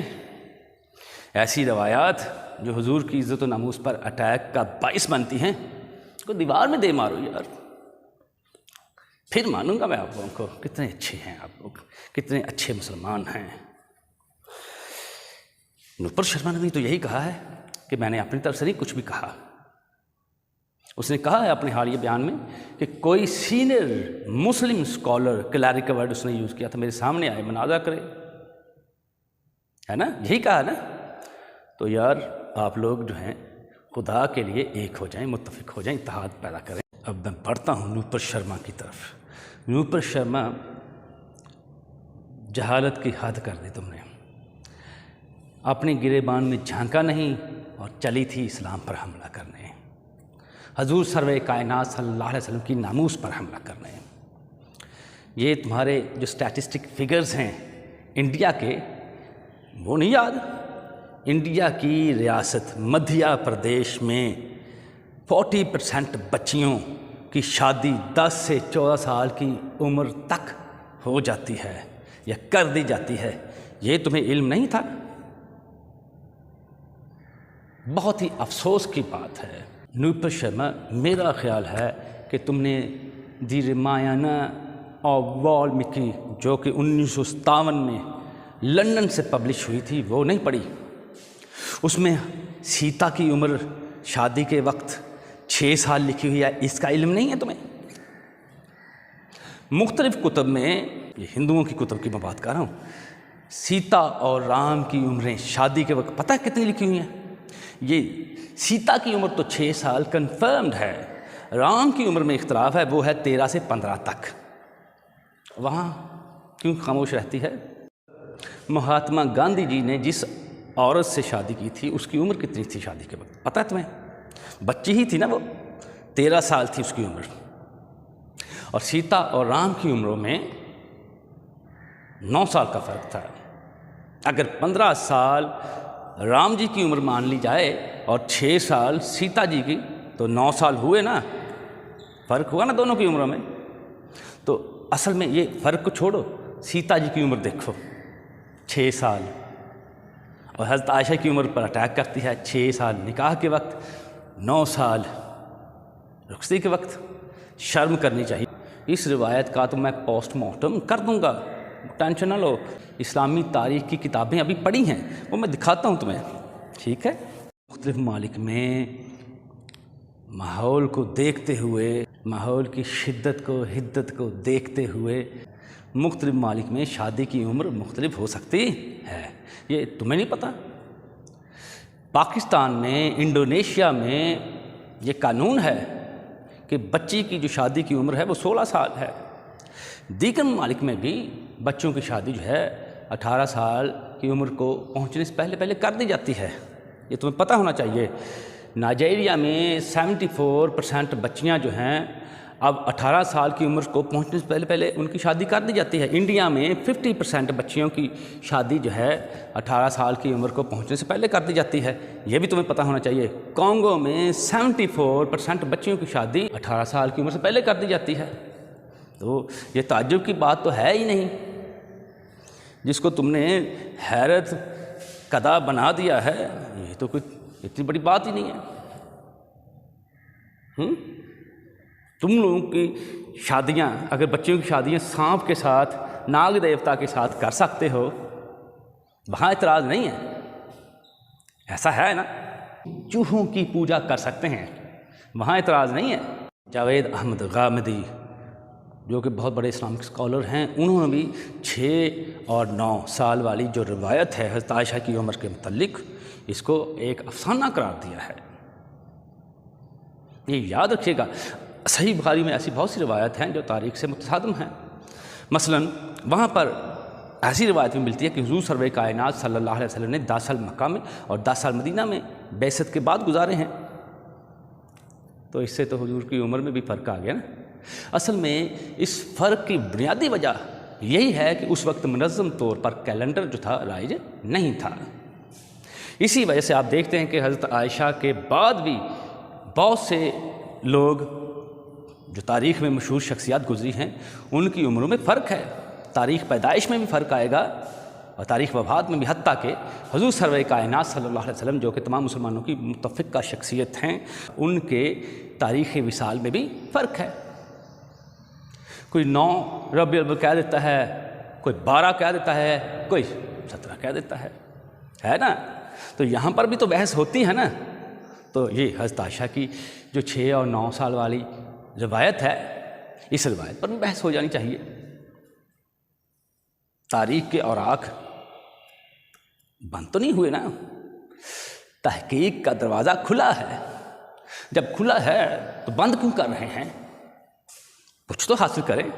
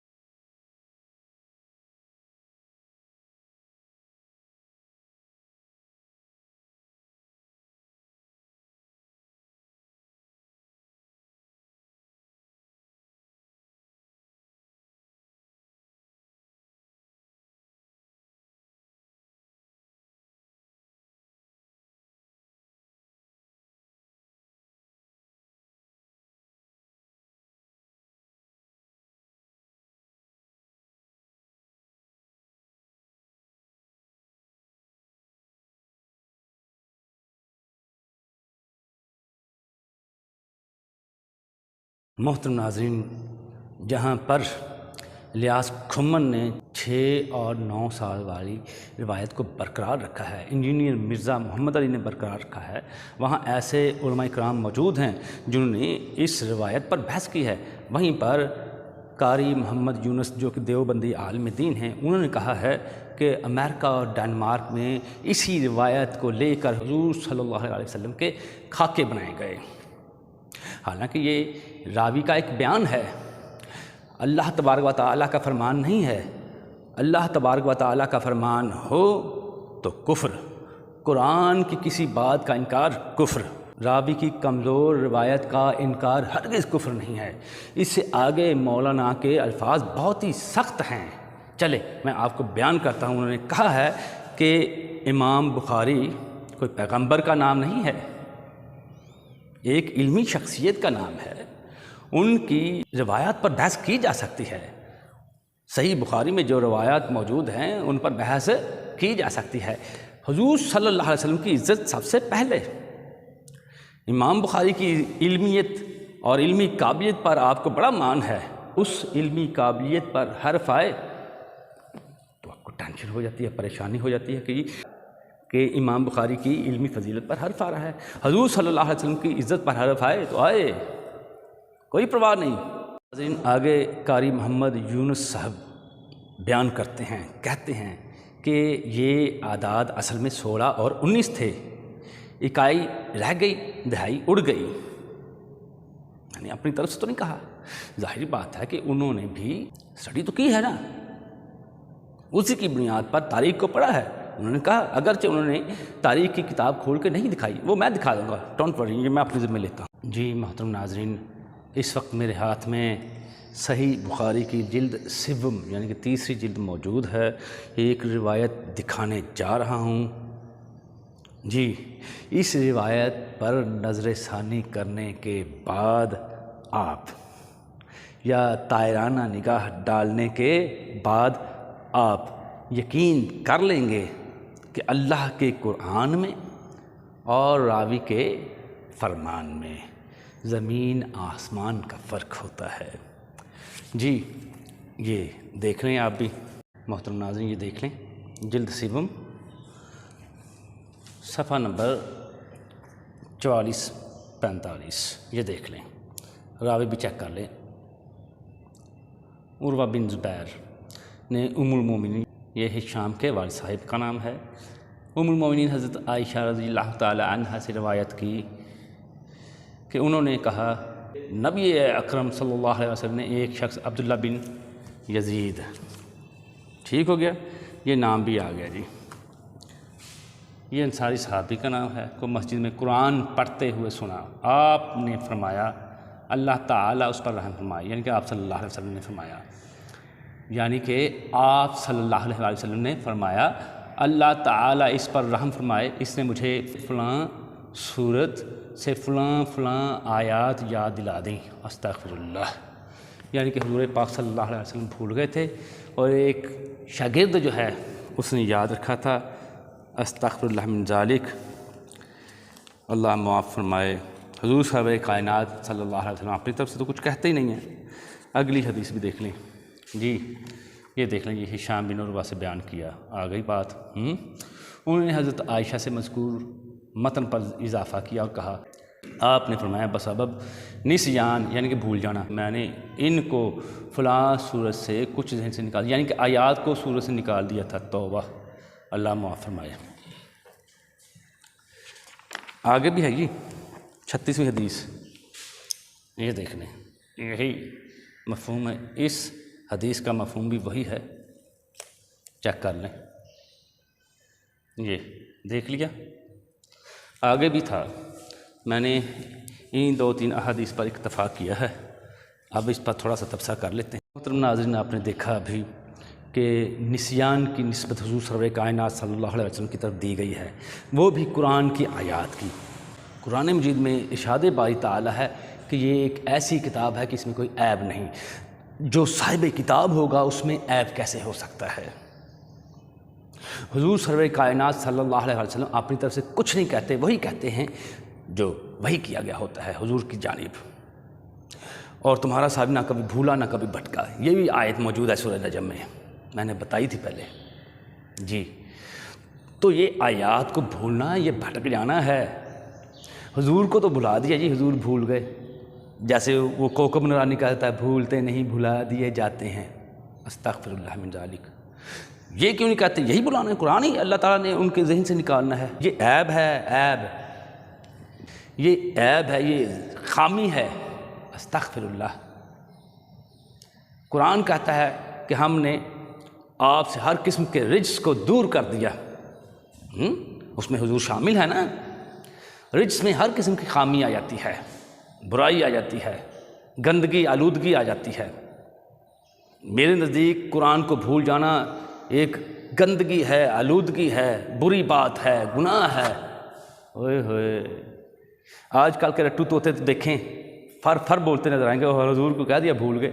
جو صاحب کتاب ہے، جس نے آگے استاد کی حیثیت سے لوگوں کو بتانا ہے، وہ بھول گیا، شاگردوں نے یاد رکھا. یہ کیسی بات کر رہے ہیں؟ یہ کوئی عام انسان ہے؟ صاحب وحی ہیں. صاحب وحی کا امین ہوتا ہے جو خیانت نہ کر. اگر بھول گئے تو لوگوں کو کیا وہی باتیں بتائی تھی؟ اوئے ہوئے ہوئے جتنا حصہ بھول گئے تھے تو کیا حضور نے وہ نکال دیا تھا؟ نہیں، ادھر عظمت پیدا کر دی، ادھر حضور کا مقام گرا دیا. اوئے ہوئے ہوئے کچھ شرم کر لیا کریں. بسم اللہ الرحمن الرحیم. یہ دیکھیں، یہ ذالک الکتاب لا ریب، یہ ایک ایسی کتاب ہے جس میں کوئی ریب نہیں. لا ریب یعنی کہ اس میں کوئی ریب نہیں ہے، شک نہیں ہے، عیب نہیں ہے، خامی نہیں ہے. فیہ، اس میں ھدی للمتقین، ہدایت ہے متقین کے لیے. جس میں خامی نہیں ہوگی وہی ہدایت کا ذریعہ ہوگا نا. ناظرین، جو صاحب کتاب ہے اس میں کیسے خامی ہو سکتی ہے؟ ان لوگوں کو حضور صلی اللہ علیہ وآلہ وسلم پر بہتان لگانے کا بہت شوق ہے. کبھی نسیان کی نسبت دے دیتے ہیں اور کبھی ہذیان کی. یہ پڑھیے گا ذرا، کتاب العلم، کتاب المرض، اس طرح کی جو کتابیں ہیں نا، اس کے اندر یہ اوئے ہوئے، میں اب اس کا حوالہ نہیں دے رہا، میں چھوڑ رہا ہوں. یہ حضور کی جو حد تک کی گئی ہے نا، بہت افسوس ہے مجھے. محترم ناظرین، میں نے جب غور و خوض کیا کہ حضور صلی اللہ علیہ وآلہ وسلم کی طرف یہ ہذیان یا نسیان کی نسبت کیوں دیتے ہیں، جب غور و خوض کیا تو عقدہ کھل گیا. جی میرے ہاتھ میں سنن ابن ماجہ موجود ہے، جی جلد اول. یہ دیکھ لیں محترم ناظرین، صفحہ نمبر 95. یہ دیکھیں، حدیث دیکھ لیں 211. یہ چیک کر لیں ذرا. حضرت کثیر بن زازان، حضرت عاصم بن زمرہ سے وہ حضرت علی بن ابی طالب رضی اللہ تعالی عنہ سے روایت الف مسنگ ہے، نقل کرتے ہیں کہ رسول اللہ صلی اللہ علیہ وسلم نے ارشاد فرمایا، جس نے قرآن پڑھا اور اسے یاد رکھا اللہ تعالیٰ اسے جنت میں داخل کرے گا. یعنی کہ وہ شخص جنت میں گیا جس نے یاد رکھا، اور جس نے بھلا دیا وہ کہاں جائے گا؟ ہوئے ہوئے ہوئے ہوئے ہوئے ہوئے. ہاں بھائی، اگر یاد رکھنے سے جنت میں جا سکتا ہے تو بھلانے سے. اور وہ اپنے خاندان کے 10 ایسے افراد کی شفاعت کرے گا جو جہنم کے مستحق ہو چکے تھے. چلیں محترم ناظرین، سنن ابن ماجہ کی یہ روایت دیکھنے کے بعد مجھ پر یہ عقدہ کھل گیا کہ اگر کوئی عام مسلمان قرآن مجید حفظ کر لے، یاد کر لے، تو اس کے خاندان کے 10 افراد جن پر جہنم واجب ہو چکی ہوتی ہے، وہ تو 10 افراد جنت میں چلے جائیں گے. لیکن حضور کے خاندان کے 10 افراد جنت میں جانے سے یہ روکنا چاہتے ہیں. اوئے ہوئے، ظاہر بات ہے جو لوگ حضور سرور کائنات صلی اللہ علیہ وآلہ وسلم کے والدین کو جہنم میں دیکھنا چاہتے ہیں، جن کو بڑا شوق ہے نا، جو کہتے ہیں کہ حضور کے والدین کفر کی حالت میں مرے، وہ ایسی روایت تو گڑھیں گے. وہ تو کہیں گے کہ حضور بھول گئے، عبداللہ بن یزید نے یاد دلا دیا. واہ، کیا بات ہے، کیا بات ہے. یہی ہے شان رسالت آپ کے نزدیک. یعنی کہ حضور کی ذات میں عیب پیدا کرنا ہے، عیب دکھانا ہے. لوگ جو کہتے رہے ہیں امام بخاری کی علمی فضیلت پر انگلی نہ کوئی اٹھائے، بس یہ ہے یہ شان رسالت آپ کے نزدیک۔ بس میں اس سے آگے کچھ نہیں کہوں گا، ورنہ میں بہت کچھ کہہ سکتا ہوں۔ اس وقت صحیح بخاری کی جلد 2 میرے پاس موجود ہے۔ میں نے کہا تھا نا صحیح بخاری کا جواب صحیح بخاری سے ہی دیں گے۔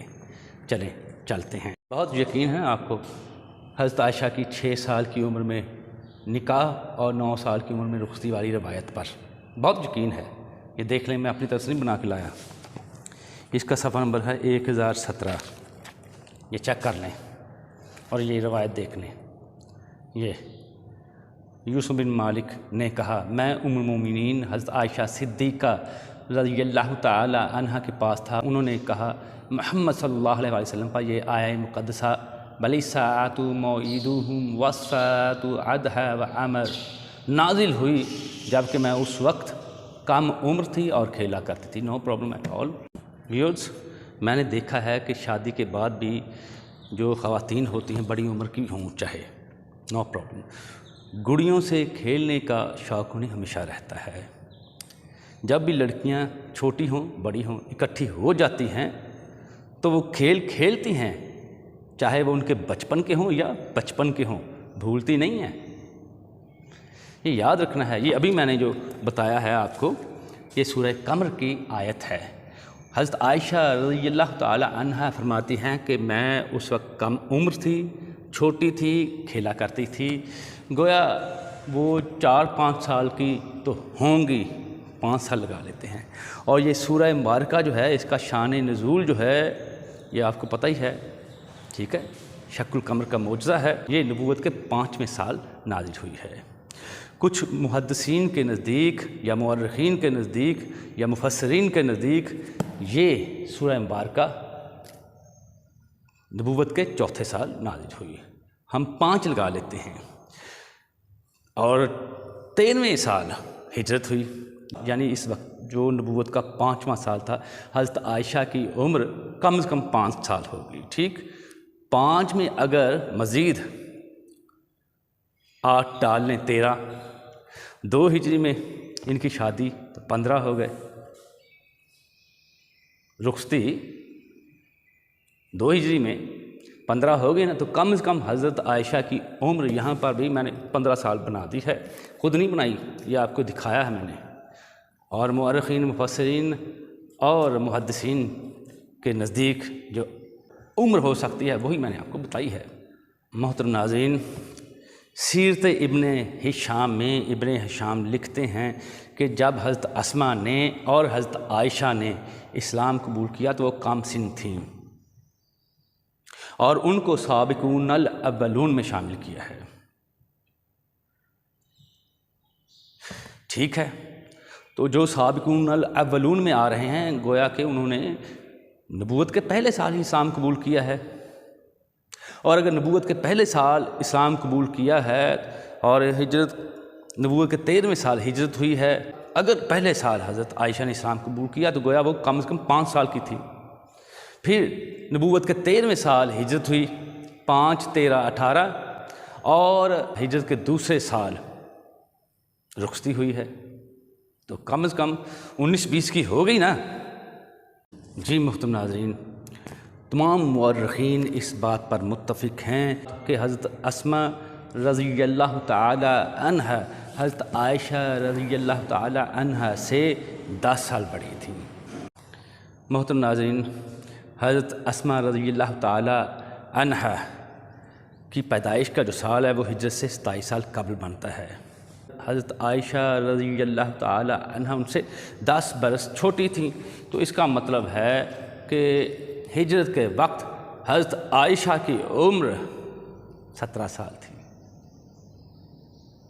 اور نکاح کے وقت وہ 16 کی ہوں گی، رخصتی کے وقت 19 کی، 2 بیچ میں ڈالنے ہیں نا، ہجرت کے دوسرے سال جو ان کی رخصتی ہوئی 2 وہ 17 وہ، تو اس کا مطلب ہے کہ حضرت عائشہ کی عمر 19 برس تھی رخصتی کے وقت۔ یہ جو ہے نا میرے ہاتھ میں تاریخ ابن کثیر موجود ہے، میں آپ کو دکھا دیتا ہوں۔ میرے ہاتھ میں تاریخ ابن کثیر البدایہ والنہایہ، اس کا اصل نام البدایہ والنہایہ ہے، اردو میں تاریخ ابن کثیر کہتے ہیں، ٹھیک۔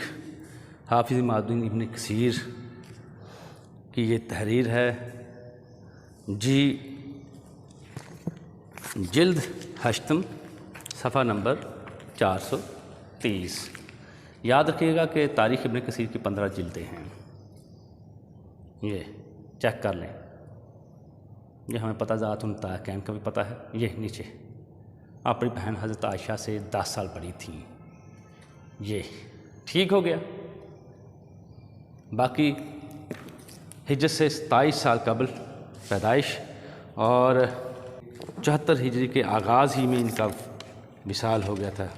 ناظرین، اس وقت میرے ہاتھ میں الاصابہ فی تمییز الصحابہ کی جلد نمبر 8 موجود ہے۔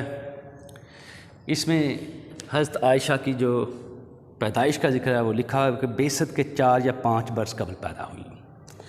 دیگر اقوال بھی ہوں گے، یقیناً ہوں گے، لیکن ہمارا مدعا جو ہے وہ چونکہ کم از کم یہ ثابت کرنا ہے کہ وہ رخصتی کے وقت 9 سال کی نہیں تھی، اس لیے ہم اس روایت کو لیں گے۔ اس کا مطلب ہے کہ یہ بعثت سے 4 سال قبل پیدا ہوئی ہیں، تو جب حضور صلی اللہ علیہ وسلم نے اعلان نبوت فرمایا ہے تو 4 یا 5 سال کی تھی، 5 لگا لیتے ہیں، ٹھیک۔ پھر 13ویں برس ہجرت، 13 وہ 5 یہ 18 اور 2 ادھر سے ہجرت کے 2 سال بعد والی بات جو ہے، تو کم از کم 19-20 کی تو ہو گئی نا۔ دیکھ لیں الاصابہ فی تمییز صحابہ، یہ یہاں سے جلد نمبر 8، یہ روایت دیکھیں، بعثت کے 4 یا 5 برس قبل پیدا ہوئی، ٹھیک ہو گیا۔ یہ ذہن میں رکھنا ہے۔ ایک اور بھی چیز آپ کو دکھانے جا رہا ہوں، جلد نمبر 8 کا صفحہ نمبر 49، یہ حضرت اسماء، یہ دیکھ لیں ذرا، یہ دیکھ لیں، پڑھ لیں ذرا۔ ابو بکر صدیق رضی اللہ تعالی عنہ کی بیٹی ہیں، ٹھیک ہو گیا۔ آگے یہ دیکھ لیں ذرا، وہ ہجرت سے 27 سال پہلے پیدا ہوئی، ٹھیک ہو گیا۔ اور یہ آگے سٹار میں نے بنایا ہوا ہے، یہ 74 ہجری کے ابتدائی دور تک زندہ رہیں، ٹھیک ہو گیا۔ محترم ناظرین، میرے ہاتھ میں اس وقت تاریخ طبری جلد دیوم موجود ہے۔ تصنیف ہے یہ علامہ ابی جعفر محمد بن جریر طبری کی، المتوفی 310 ہجری۔ اس میں علامہ صاحب جو ہیں حضرت ابو بکر کی ازواج و اولاد کے اسماء گرامی تحریر کرتے ہوئے کیا لکھتے ہیں وہ میں آپ کو کیمرے کی آنکھ سے دکھا دیتا ہوں۔ ناظرین یہ دیکھ لیں، صفحہ نمبر 202، اور یہ دیکھ لیں، اپنی آنکھ سے دیکھ لیں جی، ٹھیک ہے۔ یہ زوم کر لیں، آپ اسکرین شاٹ لے سکتے ہیں، ٹھیک ہے۔ یہ دیکھ لیں جی، یہ قتیلہ سے نکاح کیا، پھر ام رومان جو کہ حضرت عائشہ کی والدہ ہیں، ان سے نکاح کیا، ٹھیک۔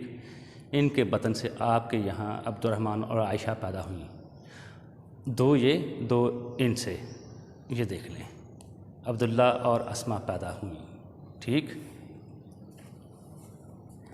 اچھا آگے دیکھیں ذرا، یہ بات، آپ کی یہ 4 اولادیں جو ان 2 بیویوں سے پیدا ہوئیں، جن کا ہم نے ذکر کیا ہے، زمانہ جاہلیت میں پیدا ہوئی تھیں، یعنی کہ نبوت کے پہلے سال سے قبل ہی، سمجھ گئے آپ؟ یہی ہمارا مدعا تھا۔ اس وقت میرے پاس اسلامی تاریخ کی سب سے پہلی کتاب موجود ہے، طبقات ابن سعد، اسے طبقات الکبریٰ بھی کہتے ہیں، محمد بن سعد، المتوفی 230 ہجری۔ اس میں لکھا ہوا کہ حضرت خولہ بنت حکیم جو کہ صحابیہ ہیں، انہوں نے جب دیکھا کہ حضور صلی اللہ علیہ وسلم حضرت خدیجہ سلام اللہ علیہا کی وفات کے بعد تھوڑا سا پریشان ہیں، تو انہوں نے کہا کہ گھر میں بچے بھی ہیں، ان کی دیکھ بھال کرنے کے لیے کیوں نہ میں کسی سے بات کروں۔ تو حضور صلی اللہ علیہ وسلم نے فرمایا تھا کہ آپ کی نظر میں اگر کوئی رشتہ ہے تو آپ بات کر لیں۔ تو اس وقت حضرت سودا اور حضرت عائشہ یہ دونوں کے گھروں میں انہوں نے بات کی، تو دونوں سے شادی کر لی۔ پہلے حضرت سودا کو لائے تھے کیونکہ ان کی عمر تقریباً 50 برس کے قریب تھی، حضرت عائشہ چھوٹی تھیں، رخصتی ان کی بعد میں ہوئی ہے، یہ یاد رکھنا ہے۔ تو یہ بھی یاد رکھنا ہے کہ گھر میں اگر بچے ہیں تو بچوں کا خیال رکھنے کے لیے کیا چھوٹی بچی لائیں گے؟ ٹھیک ہے، یہ یاد رکھنا ہے۔ اس کے ساتھ اور بھی بہت سے تعلقات ہوتے ہیں جو میاں بیوی کے تعلقات ہوتے ہیں۔ کیا حضور صلی اللہ علیہ وسلم چھوٹی بچی سے وہ تعلقات پیدا کر گئے؟ نعوذ باللہ، استغفر اللہ من ذالک۔ اگر ایسی بات ہوتی تو سب سے پہلے حضور صلی اللہ علیہ وسلم کے کیریکٹر پر، کردار پر یہ کفار، مشرکین، اہل مکہ وہ شور مچاتے، سمجھ گئے آپ؟ تو یہ چیپٹر جو ہے نا یہ پڑھ لیجئے گا، یہ حصہ ہشتم جو ہے، اور اس میں انہوں نے تو یہ لکھا ہے نا، ایک چھوٹی سی بات آپ کو بتا دوں کہ حضرت عائشہ جو ہیں یہ منسلک تھیں حضرت جبیر بن مطعم سے۔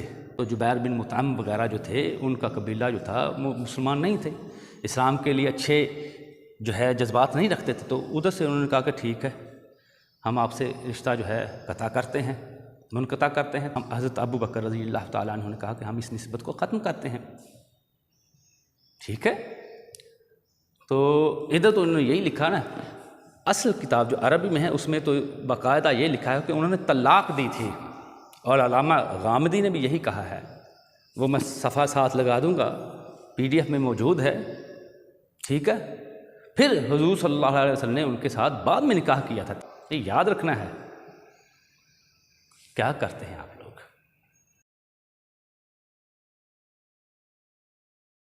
محترم ناظرین، پروفیسر ظفر علی قریشی کی ایک تصنیف ہے، آپ امیجز دیکھ لیں گے پیجز کے، جس کا نام ہے امہات المومنین اور مستشرقین۔ انہوں نے اس کتاب میں ثابت کیا ہے کہ رخصتی کے وقت حضرت عائشہ رضی اللہ تعالی عنہا کی عمر جو تھی وہ 17 سے 19 برس تھی۔ یہ یاد رکھنا ہے، بہت ہی اعلیٰ تحقیقی کام ہے ان کا۔ اور ایران کے ڈاکٹر علی شریعتی نے بھی امہات المومنین نامی کتاب لکھی ہے، اور اپنی تحقیق کے بعد لکھا ہے کہ حضرت عائشہ کی کم از کم عمر جو تھی وہ 18 برس تھی شادی کے وقت، رخصتی کے وقت، یہ یاد رکھنا ہے۔ ولیم میور نے دا لائف آف محمد میں لکھا ہے کہ حضرت عائشہ کی عمر شادی کے وقت 11 برس تھی، غالباً اس نے نکاح کو ہی شادی سمجھ لیا ہے۔ تو چونکہ وہ ہجرت سے 3 سال قبل نکاح ہوا تھا تو 11 3 14، اور ہجرت کے دوسرے برس رخصتی ہوئی 2 وہ 16، تو حضرت عائشہ کی عمر وہاں پر بھی 9 برس نہیں بنتی، کم از کم 16 برس بنتی ہے، یاد رکھنا ہے۔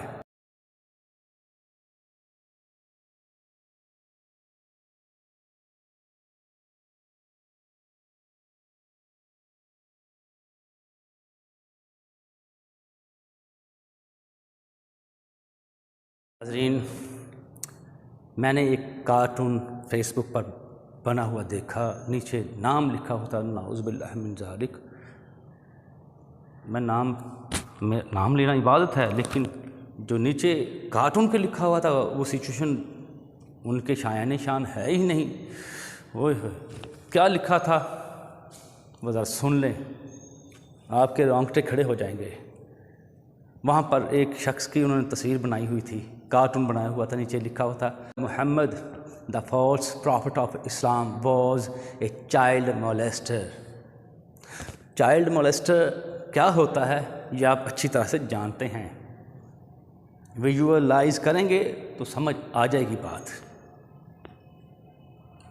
خدا کا نام ہے، محمد مصطفیٰ سرور کائنات صلی اللہ علیہ وسلم کی عزت کا واسطہ ہے، یہ جو روایت ہے صحیح بخاری میں جو آ گئی ہے یہ روایت ہے جھوٹی ہے، گڑی ہوئی ہے، مان لیں، تسلیم کر لیں، یا حضرت عائشہ کی عمر کو کم کرتے کرتے کرتے حضور کی شان کو کم کرتے جائیں، یا اس روایت کا جو جھوٹی ہے، گڑی ہوئی ہے، موضوع ہے، اس کو رد کر دیں، اس کا انکار کر دیں، اس کو میزان عدل میں تولیں، پتہ چل جائے گا، دودھ کا دودھ پانی کا پانی ہو جائے گا۔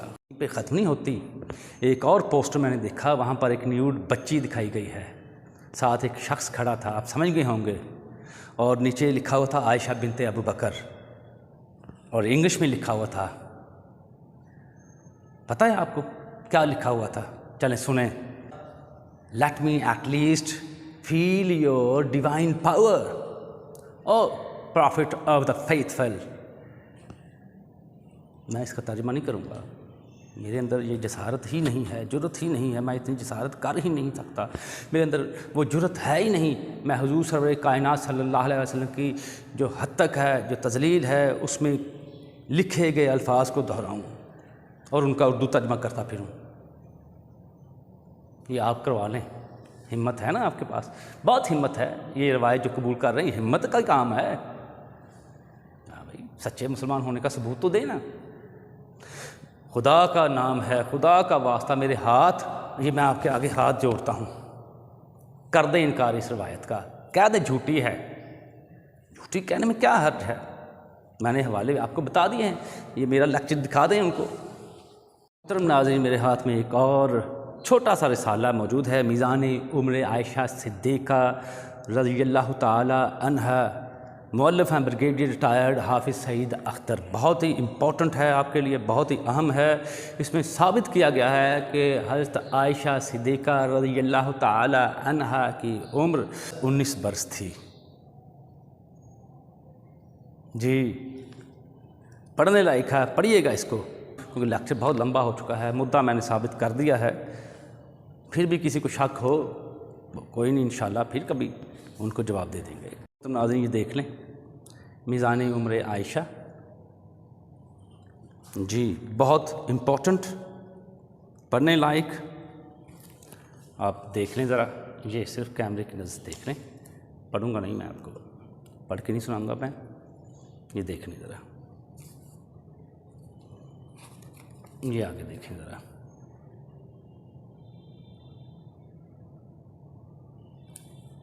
یہ بھی دیکھ لیں،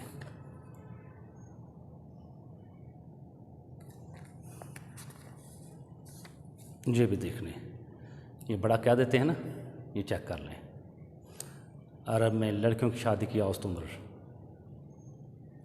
ٹھیک ہے، یہ بھی دیکھ لیں، یہ عبداللہ بن زبیر، حضرت عائشہ کی کنیت انہی کے نام سے منسوب ہے، ام عبداللہ، حضرت عائشہ کو انہی کی وجہ سے کہا جاتا ہے کیونکہ انہوں نے پالا تھا، حضرت عبداللہ بن زبیر کو بچپن سے ہی لے لیا تھا، گود لے لیا تھا اور پالا تھا، پرورش کی تھی، ٹھیک۔ تو وہ روایت جو ہے 6 اور 9 والی، ٹھیک ہے، وہ تو ان کو روایت کرنی چاہیے تھی، لیکن ایسا ہرگز نہیں ہے۔ تو ناظرین، میں نے آپ سے کہا تھا، وعدہ تھا میرا کہ صحیح بخاری کو ہم صحیح بخاری سے ہی جواب دیں گے، تو چلتے ہیں۔ میرے ہاتھ میں جلد دوم موجود ہے، صفحہ نمبر 543 ہے، صفحہ نمبر 543، یہ دیکھیں، باب 476۔ یہ سبھی کو پتہ ہے، غزوہ بدر میں مسلمانوں کی تعداد 313 تھی۔ ابو اسحاق نے حضرت براء بن عازب رضی اللہ تعالی عنہما سے روایت کی، انہوں نے کہا مجھے اور عبداللہ بن عمر رضی اللہ تعالی عنہما کو غزوہ بدر میں کمسن شمار کیا گیا، اور مہاجرین کی تعداد 60 یا 60 سے کچھ زیادہ تھی، اور انصار 240 یا 240 سے کچھ زیادہ تھے۔ یہ یاد رکھنا ہے، غزوہ بدر میں اور غزوہ احد میں حضرت عائشہ شریک تھیں۔ محترم ناظرین، آپ نے دیکھا کہ حضرت عبداللہ بن عمر رضی اللہ تعالی عنہما کی عمر اس وقت کم از کم مورخین کے نزدیک 13، 14 یا 15 برس تو ہوگی، لیکن حضور سرور کائنات صلی اللہ علیہ وسلم نے جو مجاہدین تھے ان کی کم تعداد کے باوجود ان کو ساتھ نہیں لیا، لیکن حضرت عائشہ رضی اللہ تعالی عنہا ساتھ گئیں اور مشکیزیں بھر بھر کے پانی پلا رہی تھیں زخمیوں کو۔ اس کا مطلب کیا ہوا؟ حضور نے ان کو کمسن شمار نہیں کیا۔ یہ یاد رکھنا ہے، مشکیزہ کم از کم 25-30 کلو کا بھی لگا لو تو 8، 9، 10، 12 برس کی بچی نہیں اٹھا سکتی۔ اس لیے رخصتی کے وقت 9 سال والی جو عمر کی روایت ہے، یہ محض ایک تاریخی روایت ہے، حدیث نہیں ہے۔ حضور صلی اللہ علیہ وسلم نے ہرگز نہیں فرمایا، یہ میں نے آپ کو دکھا دیا ہے۔ محترم ناظرین، نہ جانے کیسے مسلمان ہیں، ویسے اختلافات ہوں تو کہہ دیتے ہیں بخاری کے مقابلے میں کہ جی ہمیں یہ قبول نہیں ہے، قرآن لائیں۔ یہ کیسے عاشقان رسول ہیں؟ دیگر معاملات ہوں تو قرآن لائیں، حضور کی عزت کی بات ہو تو نہیں جی صحیح بخاری میں جو لکھ دیا گیا ہے نہ، ہاتھ جوڑ کر اپیل ہے، خدا کا نام ہے، کتب اسماء الرجال موجود ہیں، میزان الاعتدال موجود ہے، اہل تشیع میں رجال کشی موجود ہے، وہاں دیکھیں راویوں کے حالات تو پڑھ لیں۔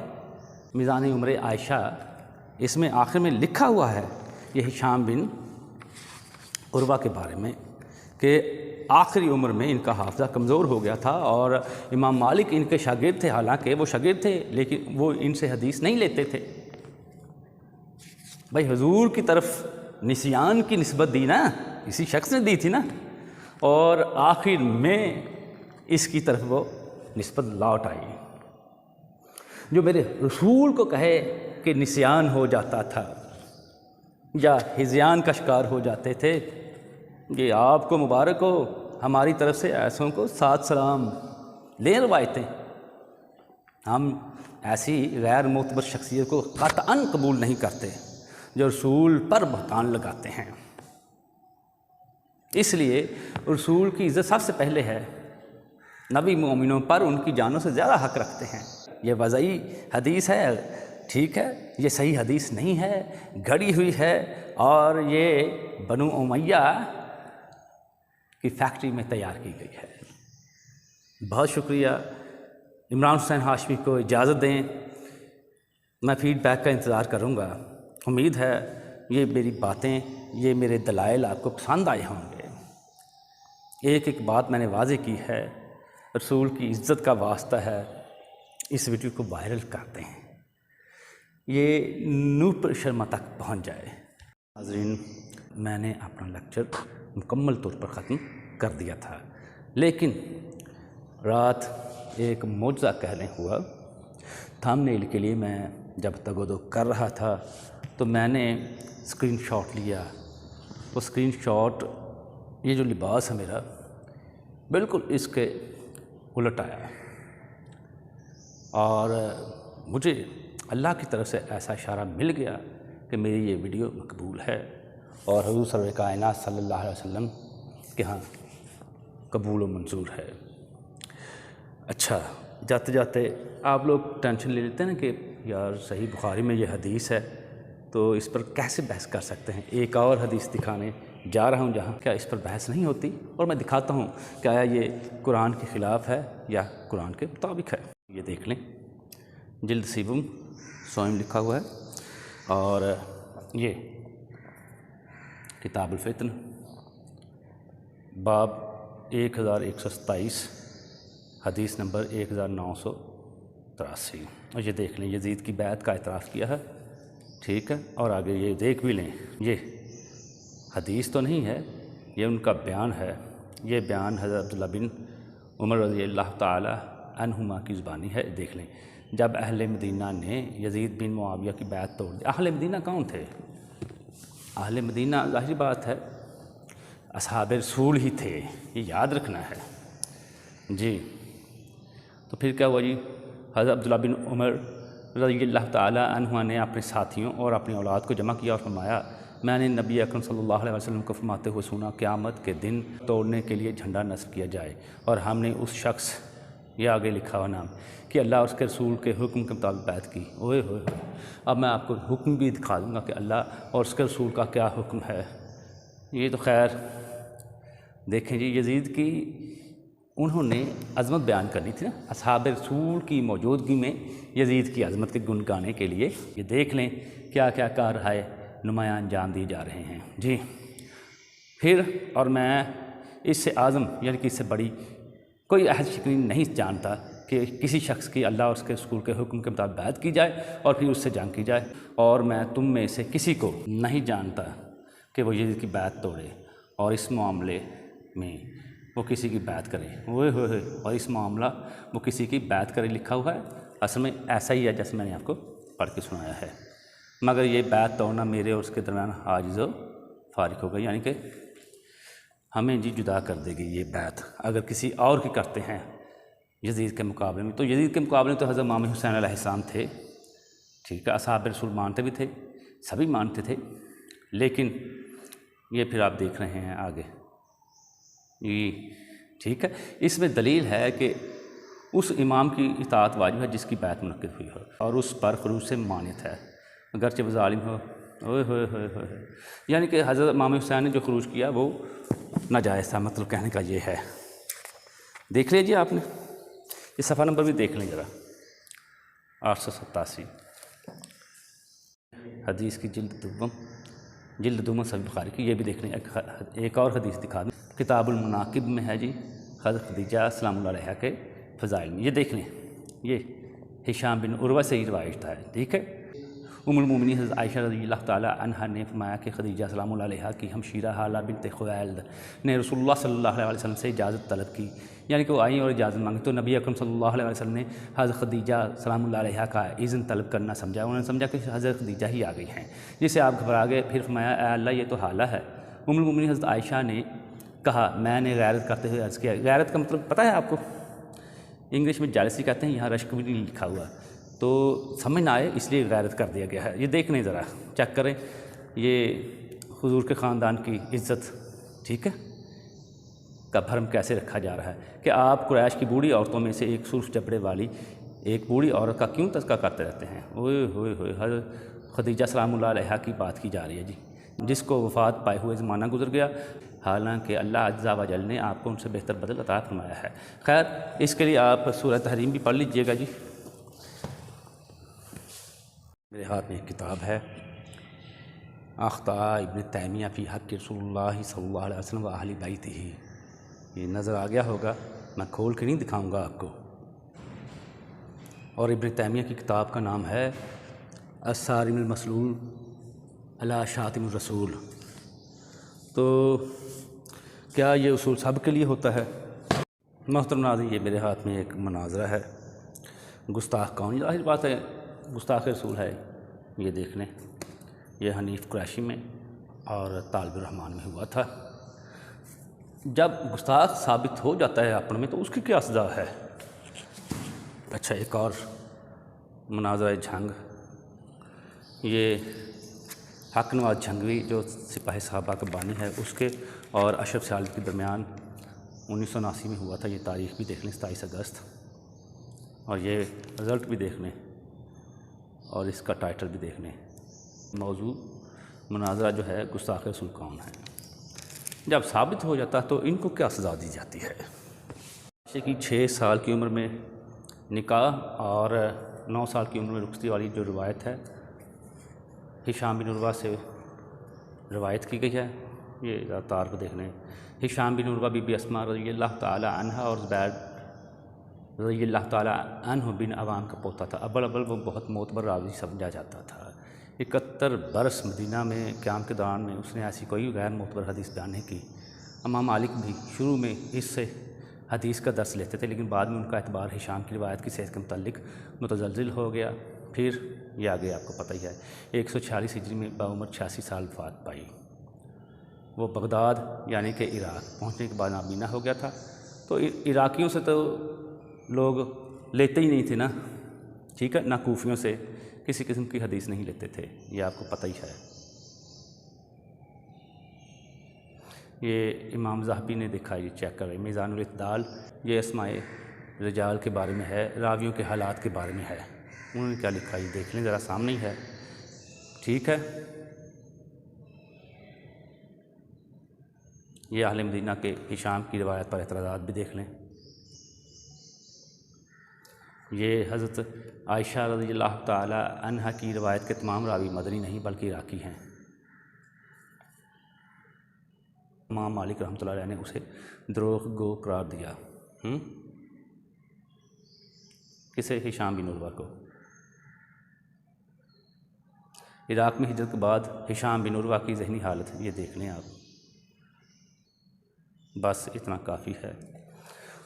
تو ظاہر بات ہے جو میرے نبی صلی اللہ علیہ وسلم کی جانب نسیان کی نسبت دیتے ہیں ان کا کیا حال ہوگا دنیا اور آخرت میں آپ پر واضح ہے. کوئی بھی شخص اٹھ کر اعتراض کر سکتا ہے کہ اس کے پاس حدیث کا کون سا علم ہے. حالانکہ میں نے آپ کو حوالہ جات ریفرنسز سارے ہی بیان کیے ہیں. تو یہ اصول حدیث کی بہترین کتاب ہے. یہ آپ پڑھ سکتے ہیں. یہ تنظیم المدارس پاکستان کے نصاب میں شامل ہے، ٹھیک ہے۔